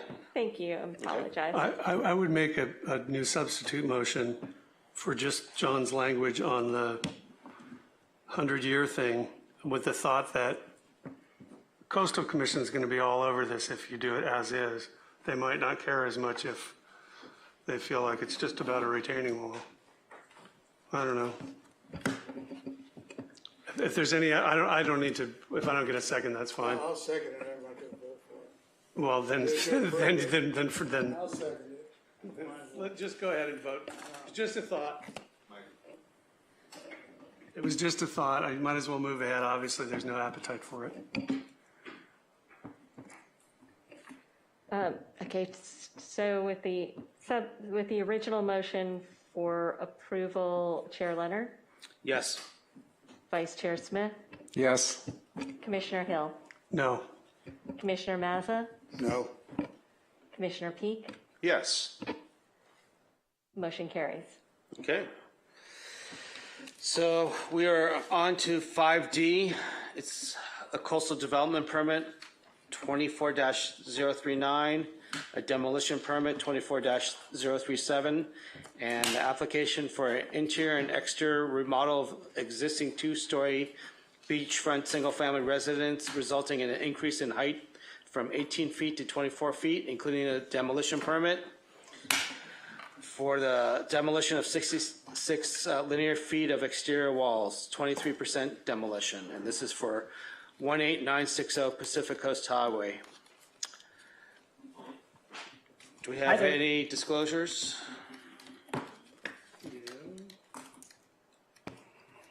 None. None. None. None. Well, I've got a lot. Let's see. I'm trying to do this in order that makes sense. Last week I visited the site down on the beach, learned some things not in the report by observation, and in speaking with two different neighbors who happened by on the beach independently. For what it's worth, the neighbors would be fine with the scale and the scope of the project. They were happy about that, but they were both concerned about something which, when I looked closer, there is a corrugated storm drain 2 feet in diameter that runs through the middle of the approximately 100-year-old concrete foundation, which is cracking and neighbors stated, and I could see that how it would be that when it rains, the drain gushes with water, not just straight out, but in a turbulent, chaotic manner, because it's fed from a culvert on the opposite side of PCH, moves a lot of water, but so much of the pipe has rusted away inside the concrete foundation that somebody has now tried to stuff river stones back in up under the eroded concrete to fill the gap space so the foundation doesn't fall down, apparently. And the turbulent flow pattern is because of this chaotic packing of the stones in there. So there are cracks throughout the wall. It drains not just through the weep holes, but through other cracks in the wall, according to the neighbors. And so I submitted my concerns to staff about this, and they said Yolanda would be looped in, and that was around noon today, and I got an email from her around 5 p.m. today explaining that she had told the applicant's team that they should get a structural inspection assessment report. Then a follow-up in June 2022 said the structural inspection would be required as part of plan check, and that I should know that the reviewers take the scope of the work as submitted to the city and as presented to the building safety by planning, that they do not conduct site inspections independently in advance. So it looks problematic to me. That's my disclosure. I have a question of your disclosure. Do you have the names of the neighbors, or do you have any photos of the drain that you referenced? I know, yes, I have the name of at least one of the neighbors, and I did take some photos, but I've been told I shouldn't be submitting those I think as evidence. I think we're starting to wander into, disclosures only, but we don't want to start going into. Well, he's asking me to clarify. What I'm asking is, and, I feel that an applicant has the right to know who is the homeowner or neighbor or whomever else that's making and alleging these things, and why then just don't come to them and make them aware of it. That's what I'm asking. Yeah. I would, if I lived there and I was coming forward with this project, I would want to know who it was. They haven't corresponded with the city, and they have a right to do comments. Right Very now. hesitant to think I was getting a fair hearing if I had a planning commissioner down soliciting neighbors and getting their opinions. Hang on. I'm not soliciting. I was just there. I was looking at it. People walked by. It's not what I've heard from others on other projects. What? That I go out and that I like knock on doors or something? Okay, you guys, let's stick to disclosures. Let's keep moving on. It's a lot better to do that than to violate the LIP directly as a commission. All right, Dennis? Go ahead. If we can stick on this topic so we don't Yes. try to be biased against these people either way, I would appreciate it. I know it's late, but let's just to focus say, on this. The neighbors thought it was the scope and the scale of it looked great. Okay. Okay. Go ahead, Dennis. Has anybody submitted any pictures? Anybody from where these guys are coming from? Is there any? I got some pictures, but it was late in the afternoon, so I wasn't able to process them to show, but I can pull them up if you want to see pictures. I think from Jason. Yeah. Well, and he is signed up to speak under public comment. I believe that our media team had a little difficulty given that it was a combination of video that was my point. and We're photographic. going to have the mechanism for someone to make their comments going forward. Okay, so do we have all the disclosures? Can we move on? Yep. Okay, so let's go ahead and get the staff presentation. Hi there, this is Alex. Can you guys hear me? Yep. Yes. Great. Apologies for not being able to be there in person. Got a little sick today. Can you speak a little louder, please? Can you hear me? Is that better? No. Alex, we are having some minor audio issues, so I know you have a cold, but if you can speak as loudly as possible, that'd be helpful. Thank you. Copy that. Can you guys, is this better? No. Okay. Can you hear me now? Yeah, we'll give it a try. I'll be quiet. Copy that. Thank you, Chair Leonard and Commissioners. The next item previously described is for a new coastal development permit. First thing, however, there is a typographical error in the staff report. As is on the plans and in my presentation, the height increase is actually smaller. It is from 19 to 22 feet and not 18 to 24 feet. Moving on, this application is for the interior and exterior remodel of an existing two-story beachfront single-family residence, resulting in a height increase from 19 to 22 feet and the demolition of 66 linear feet of the exterior walls. As usual, the goal for my remarks today is to provide context and to equip the Commission for decision-making. However, first I'd like to provide context as to why this is being brought to a hearing. Next slide. I'm sorry, I'm not hearing, I'm really not hearing anything. I'm sorry, I'm not hearing anything. Am I the only one? He's fading a little bit there. Senior Planner Brooks, have you had enough familiarity with Assistant Planner De Silva's PowerPoint to feel comfortable presenting on his behalf? I have not seen the PowerPoint, but I am prepared to present if that would help, unless we want to give Alex another shot. I know he has a cold, but. I think that this is not necessarily completely due to his cold. If you can speak, whoops. If Alex, if you want to give one last shot by speaking as closely into your microphone as humanly possible in a loud voice, and we can see if we are able to hear on the dais. I'm hearing it from the side dais, but I don't believe they are up top.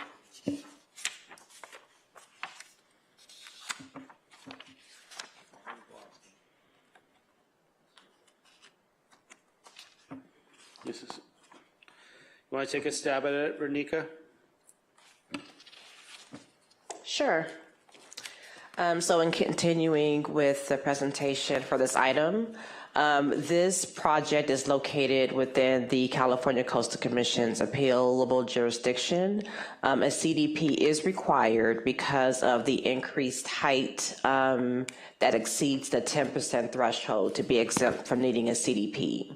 The application does not require a variance or any other discretionary requests. And the CDP is required because of the increase of more than 10% of the height of the structure. As previously stated, the application includes the interior and exterior remodel of an existing two-story beachfront residence. The height increase, again, is from 19 feet to 22 feet, which is permitted on the subject property without a discretionary request. And the application does include the modification of 66 linear feet of exterior walls. A little bit about the project history. The application was submitted in February of this year under an administrative plan review, after which time it was determined that a CDP was required because of the increase in a height that exceeded the 10% threshold. The application was reviewed by city departments who have all determined the project is consistent with the LCP.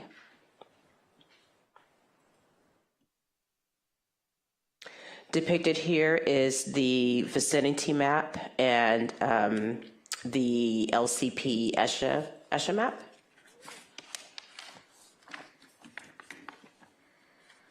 Depicted here is the site plan. On the left is the proposed site plan. On the right is the existing. Depicted here are the project elevations.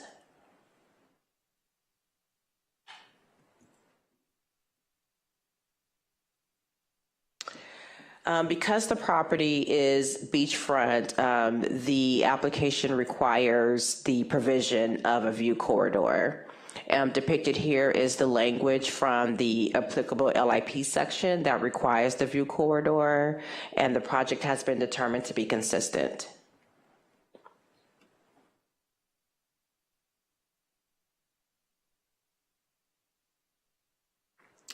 I believe this slide is to address conditions of approval that may have been inadvertently left out of the draft condition that's part of your packet. It is related to the construction the improvements proposed on the beachfront property that limits the location of machinery on the beach, other project conditions to minimize any potential impact to coastal resources for development on this beachfront lot.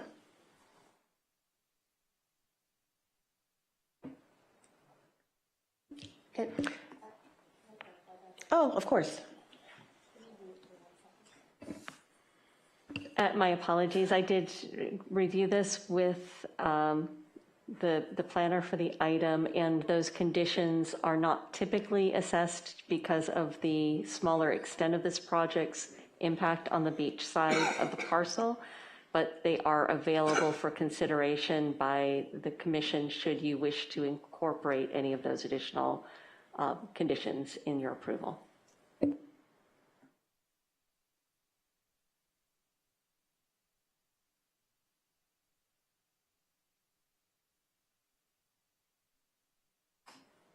Okay. My apologies, the planner was texting me. And with that, that does conclude staff's presentation with the recommendation that Planning Commission Resolution 24-72 be adopted, approving the subject CDP. And that does conclude, I am available for any questions, and Alex is also available. And I believe the applicant team is also here as well. Thank you. Okay, so next we'll go to the applicant team.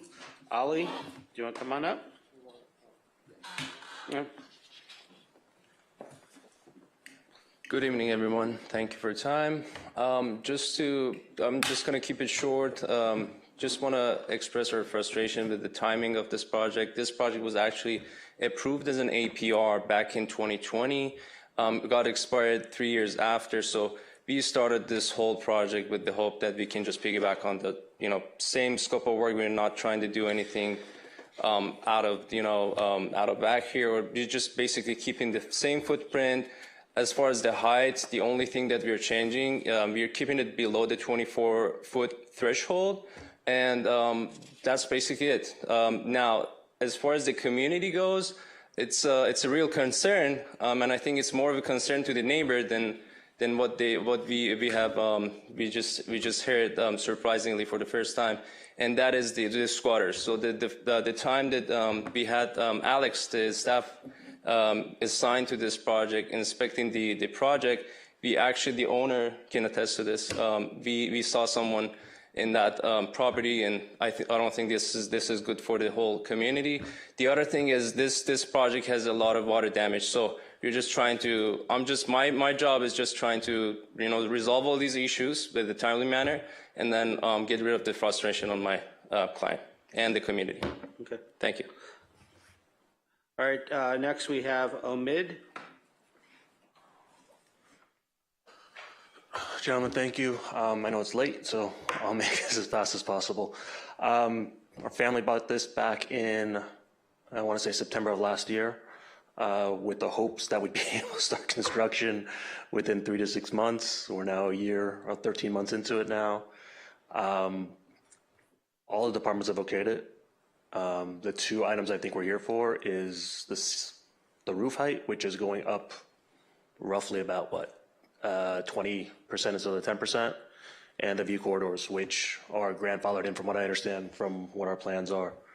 The squatters are an issue for us. We've boarded the house up completely now, so they can't get in, hopefully, but where they're getting it from, I don't know. How Commissioner Hill got onto the beach, I have no idea, because it's really no access to the beach there, unless it's very low tide. I mean, my mercy's at you guys, really. We just want to, be able to develop this for my parents. My dad's mid-70s, my mom's turning 70 in a couple weeks, and this is what it's for. It's for the family. Okay. I guess. Thank you. Thank you. Next we have Jason Ventris. Jason, is it your birthday? That was yesterday. It's my birthday, son. A different one. Hi, gang. Okay. Good evening, commissioners. Jason Ventris, Las Tunas Beach resident and property owner, 12 doors to the east, with a properly engineered seawall on my property. This application is supposed to be categorically exempt and has some grandfathered components. It reads very nicely on paper, and the scope seems ideal. However, having lived on this beach for over 32 years, and I have personal witness to the battering ram effects of the ocean and the damages which often stem from seawall failures, so I beckon the staff to further review this item. In 1983, we had the El Nino year, and in 1984, a prior owner of this property was granted a permit to construct a solid concrete and brick seawall, all under the old emergency ordinance for the original house, which, by the way, was in 1924. Parker, please play whatever you got. Okay, so that's a video with sound, if you have sound. Okay, that's all right. So there's your subject property, and that door is right smack in the middle of it. So if it's 66 feet, at 31.5 feet in the middle of it is a big drain pipe that goes under the highway right there where you saw, and goes right down under the middle of the house. And the drain pipe has not rocks that were placed in there, but rocks and boulders that were thrown into them by the big waves and the high tides that we routinely have. The high tides throw big rocks up into that one, and that throws them as well into my standpipe storm hole that this property shares as well. Now let me get to my iPad here. Okay, so I get why the applicant chooses this route for obtaining a categorical approval. By building a new structure over a 40-year-old frail seawall and a 1924 foundation, this approach greatly expedites things.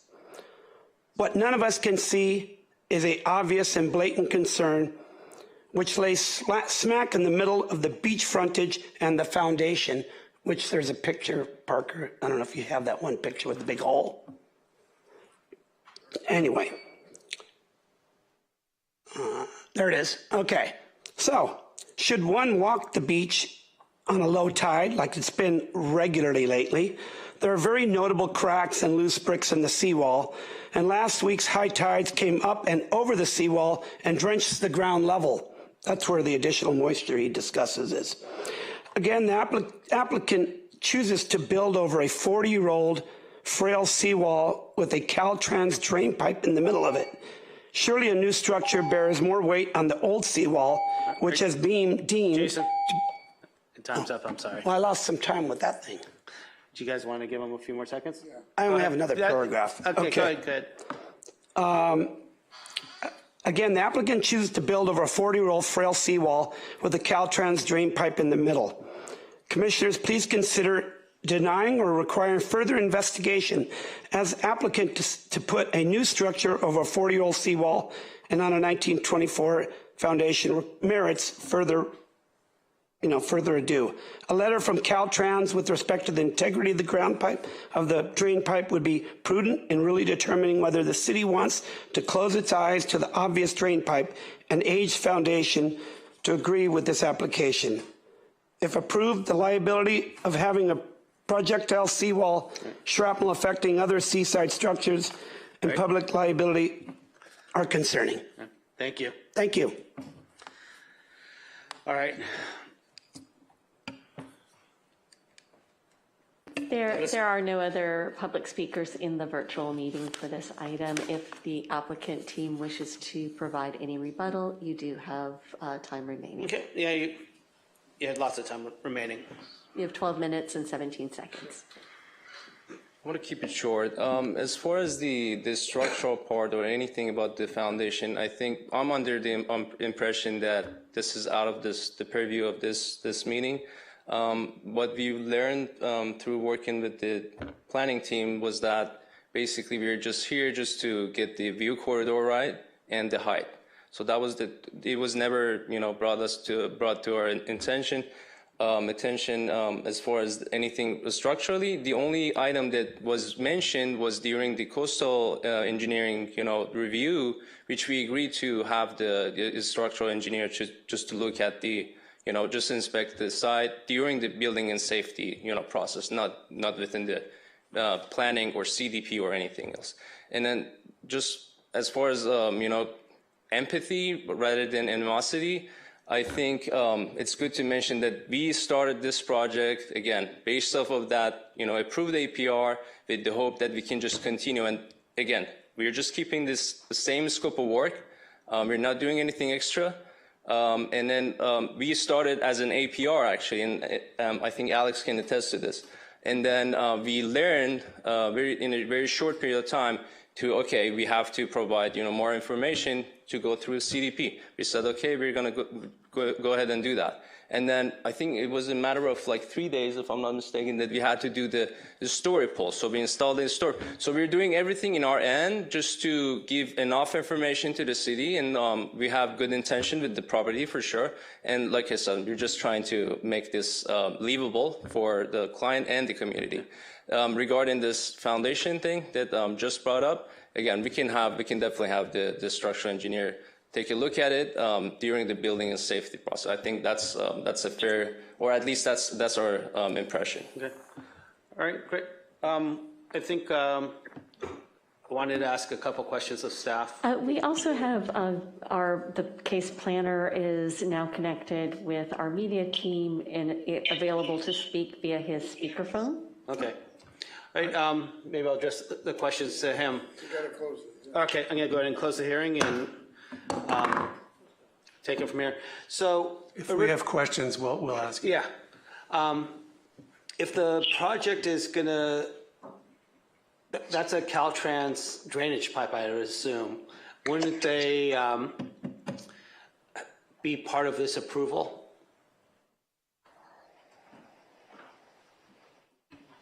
And Alex, that question is directed to you.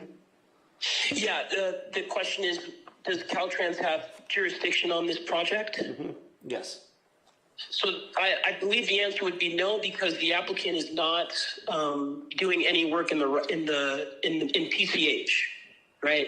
So Caltrans would be involved if this project involved any construction or work on Caltrans owned jurisdiction, and that's not happening with this project. Yeah. No, but the pipe is failing, so. I'd like to add about that. That's new information that the applicant wasn't aware of prior to this meeting. But related to the structural concerns about the project, I think it, as Commissioner Hill was saying earlier, that the applicant has already spoken with the geology and coastal engineering departments about the structural questions of the foundation.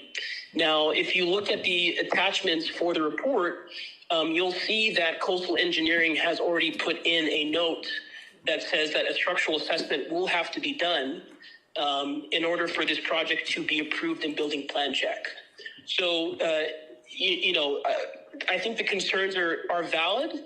However, the applicant will have to go through the process through building plan check, of which those concerns will be addressed, right? So there is no avoiding that those concerns from the city's perspective. And in order for this applicant to pull permits for this construction, they'll have to get approval related to the structural viability of this project within building plan check. So I do believe those concerns would be addressed in the next phase, which is what Ms. Bundy was mentioning to Commissioner Hill over email earlier today. Over. Okay, and I guess we could always add a few amendments or notes if we need to. All right, go ahead, Craig. Yeah, Mayor, I was asked a question about how I got down there, and it seemed like a strange question at first because all I did was I went down to Topanga and walked down the beach. But then I realized it would be difficult to get down there because the concrete stairway, part of the foundation, is like right now, I don't know, 4 or 5 feet above the sand level and kind of looks like it's falling off. And we're at kind of pretty much in high sand season already, right? So when this goes down, so part of the application that's not here is any access to the beach. Like there's no way to get down. So that's a problem and sort of speaks to the state of that foundation. But I have a question for the applicant. Ms. Bundy said, and you can come up to the podium, that earlier that there was conversation with your team and you were advised to get a structural inspection assessment report. And to be clear, this is separate from what the coastal engineer or the geology would say. This would be specifically somebody to look at the foundation. And why didn't that happen at that point? Like I said, the only thing that was mentioned to us was the conditional approval on the coastal engineering side regarding basically the inspection for the structural part, which we agreed to.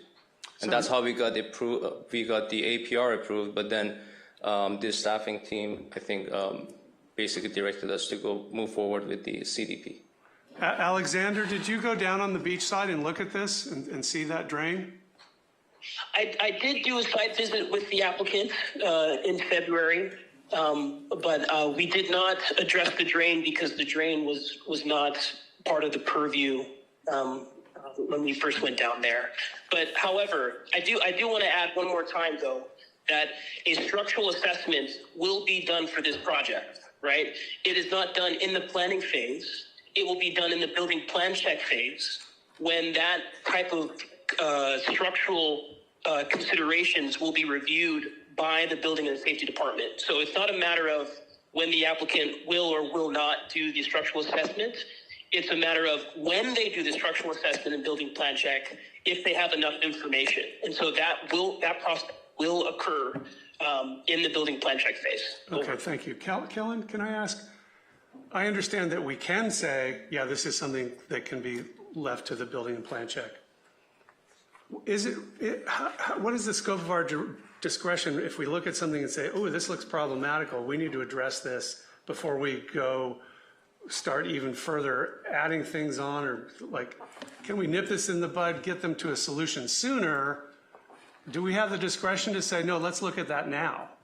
No. Really? Building and safety is not your discretion. So the project before you is not what you're trying to go down. You can add the conditions, which the planner has already stated will be part of this process. If you want to make it more explicit that they'll have these things done, that's fine. But so we could literally approve a castle on sand. Yes, because it's subject to the conditions that the planner has said will follow here. And then if there's nothing discretionary in it, yes, we can approve it. Well, then your question though about the Caltrans jurisdiction, it is their pipe. They would have an easement to be going under your property, but it's their responsibility to maintain it and to warrant that it's safe and functional, and so they should be in the picture here too. You never know, maybe they'll get you a new foundation. Yeah. Be careful what you wish for. Only thing I can. They could just leave it. Sorry. It looks like a hazard. Are you asking a question? Sorry, I got distracted. Are you asking a question? Yeah. Go ahead. Sorry, I was just going to add that there's no utility easement or any type of easement when you look at the survey of the lot. So that's the first thing we do as designer architects on the job. So there's nothing that shows that type of drain. That's why we're surprised. That sounds like a Caltrans drain in Malibu from the 1920s, 30s, 40s, refinished in the 80s after a storm under an emergency The weird thing is, though, down below my house. Dennis, stay in order. So I thought it was still going, but I built that project across the street, that big driveway. So I spent, I don't know, a year weekly going to Las Flores to get Caltrans to clean that big pipe that comes down the driveway. The pipe that ultimately goes under your property is from the V-ditch that I put up there. And there's another pipe that you can see comes down, and there's a catch basin there. And they've angled it across to go under. Now as Commissioner Peak just said, this is what they used to do. Somehow you're going to have to try and get in touch with these people to make sure that they're cleaning everything across the street for you, because it's going to cause you grief. Yeah. And there needs to be, you got to put a grate on that pipe anyway, on the front, so the rocks don't come in, as everybody's been talking about. But that's an old Caltrans pipe, and they need to get in that catch basin across the street and take care of that for you. That's part of their deal, and you, being as, I guess, the owner, you're going to have to be as vigilant on this as you can, because they're horrible. And they're not going to take care of anything for you. And like I said, I went to Las Flores once a week for a year. They finally showed up to clean up the big pipe at the top on the terrace drain, all the way down to PCH, and now what I'm talking about from the V-ditch going down underneath your house. So that's it. Everything else is, that pipe's already there, and somebody said you can build a house over the top of it, and there's nothing we can do about that. You're going to have to do what you have to do to make it safe. They're going to make you do that anyway, so it is what it is, kind of. So, yes, the seawall looks bad and it's all that. Somebody will come up with a plan, but I do wish you all the best on this. Question. Go ahead, John. Staff question. They mentioned that they had an APR 3 years ago approving this, but the reason it's here is because it's more than 10% higher, so that APR was an error, or they've raised the house higher? Which is it? So I can answer this question, and this will hopefully kind of make things clear to the earlier comments from the public that project is exempt. So this project is not exempt. Unfortunately, it did come in as an APR to a previous planner. And then upon my review, it was made clear that because this property is in the appeal zone has specific restrictions about the height increases for remodels. So this project is going from 19 to 22 feet. That is over 10% in the height increase, and so that's why it needed to come back as a CDP because this project is in the appeal zone. Right. So my question is, an APR was never approved; it was just proposed, correct? The APR was approved by other departments, but it wasn't approved by the planning department. Okay, gotcha. Thanks. Skylar, or did you? I actually had a question for the neighbor, for Jason. If you could come up to the mic for a second. Was like, you've lived in that area for a really long time down there. Like, Yeah. I know that you share the concerns in regards to the drainage pipe and that stuff, and that can get mitigated with, a closure and whatnot on it to prevent rocks from going up in it. Like, what are the other concerns as a neighbor that you have? I think the three biggest concerns are the integrity of that wall, and having walked up and down the beach with my dogs and everything, that seawall. On a high tide, if you're walking by, like somebody said, there's really no stairs to jump out of the way. That's another concern. And the biggest concern, which I had to mitigate with Caltrans back in the day, is you have this giant culvert across the street, and it has to be continually clean. But when that water comes through, it goes directly under the middle of that house, the portion of it that still works. If you look in there, it's full of rocks and the foundation. So my concern is really that with the categorical, I don't know if that's the right word, exemption of adding, it's a nice scope of project, but I'd like to see them do the proper seawall engineering and whatever else to assure the neighbors that what he has now doesn't come apart with 65% of new structure on a 1924, and like you said, like a 1980s redo. Jason, you understand that through the process, that will all be addressed. That's not what it's. I do. Okay. I do. It's further down the line. Yeah. Well, this is all precipitated because I saw the story poles. Little pink flags out there. So then I had another question for the applicant, was just that you guys fully understand the concern that the neighbors in the area have in regards to seawalls. So sometimes out here, I don't know, it sounds like you haven't been living there, but when those get destroyed in a big storm because they're not vetted the way that we would like them to be vetted when things get built on top of them, they cause catastrophic failure, not only for that home, but for the other homes down the beach. And that's what I think Mr. Ventris is voicing. So, our staff has a process. They've been very clear about it. I don't really have any issue with the project. I was actually going to make a motion to approve it as far as the house goes, but there's a little question here about it looks like can you explain how, if the red line the survey, like on the Pacific Residence, sheet A 0-00?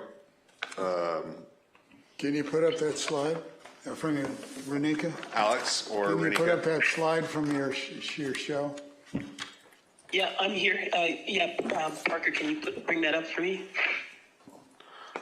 Which side number is it? So, well, I guess my concern is The plot plan. The red line is the property line, and it looks like part of the property goes beyond the property line. And it's probably like some existing, maybe non-conforming element of our code, but I don't understand how we're approving something where the remodel portion is like definitely not meeting the setback on that side. So yeah, I can answer this too. So there are, as is in the report, there are existing nonconformities related to the setbacks and to the view corridor. Now, because the project is, they are demoing only 23% of the walls, right? So according to our LIP, they can maintain those nonconformities as long as the replacement or the demo does not go over 50%. So that's what this applicant is doing. But on top of that, what they are doing is for the new development that's going from 19 to 22, they are establishing conforming view corridors because it's new development. So, there are existing nonconformities related to the building property line and related to the view corridors and related to the setbacks, unfortunately. But because this applicant is not doing a substantial replacement of the structure, they can maintain those nonconformities. Over. Can I ask you another question? It looks to me like the house is outside of the property boundaries themselves, not just nonconformities, but built on somebody else's land.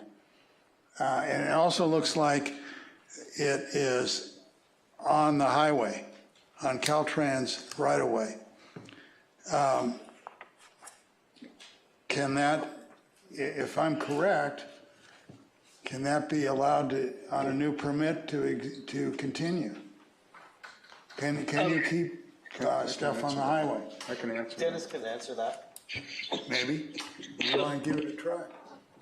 So again, sir, and commissioners, there are existing nonconformities for this property. Now, again, as is what is in the code, and which is why we're here today, is that the applicant does have a right to maintain those nonconformities as long as the structure is not being substantially replaced.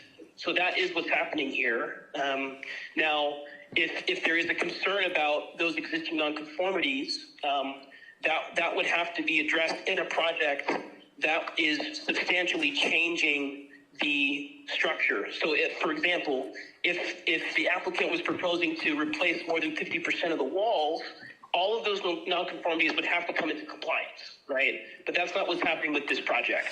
No, I understand that. My question is, it appears that we're approving raising the height of a house, partly of which is not on their property.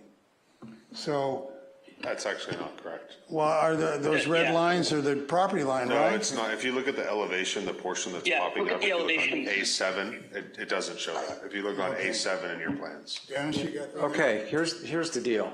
So, lucky enough to be across the street and all this.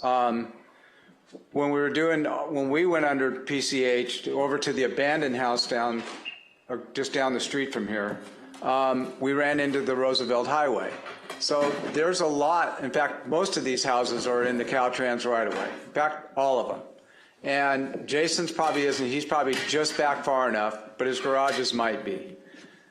The thing with Caltrans is on these properties is we're mapping that, right? We're supposed to be going through all that right now for all of our new traffic studies and whatnot. They're going to find out that everybody's there.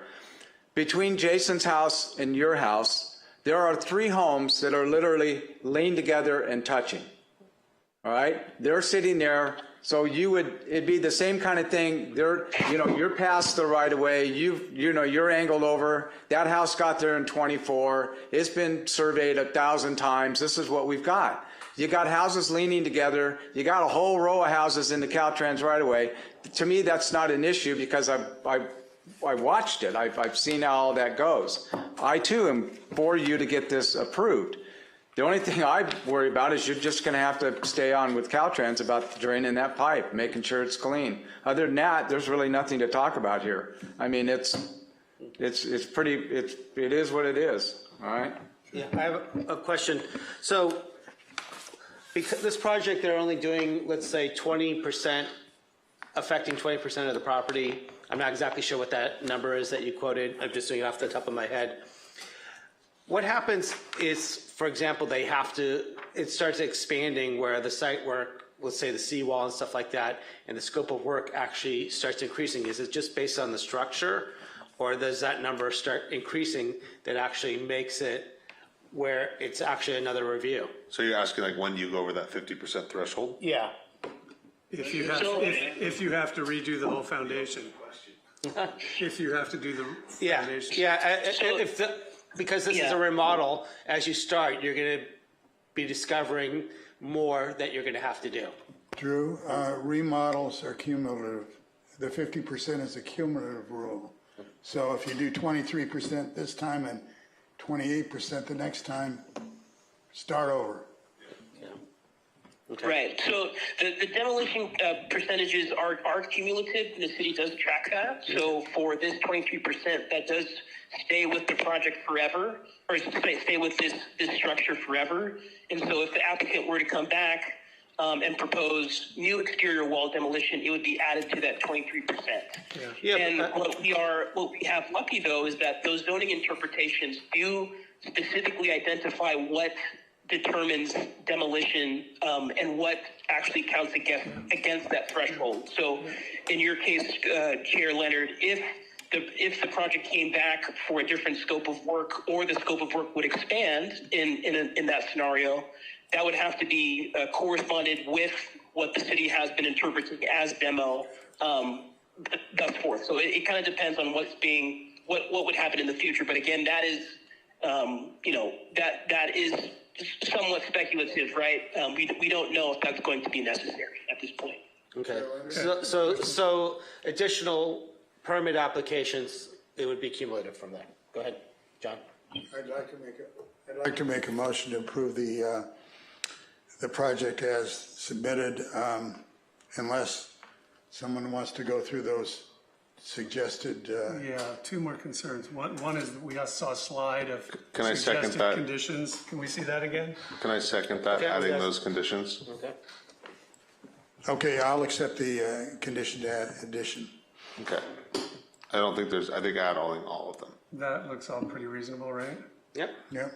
One other concern, though, when we're talking about there is no functional access to the beach from the property right now because of that stairway is so degraded.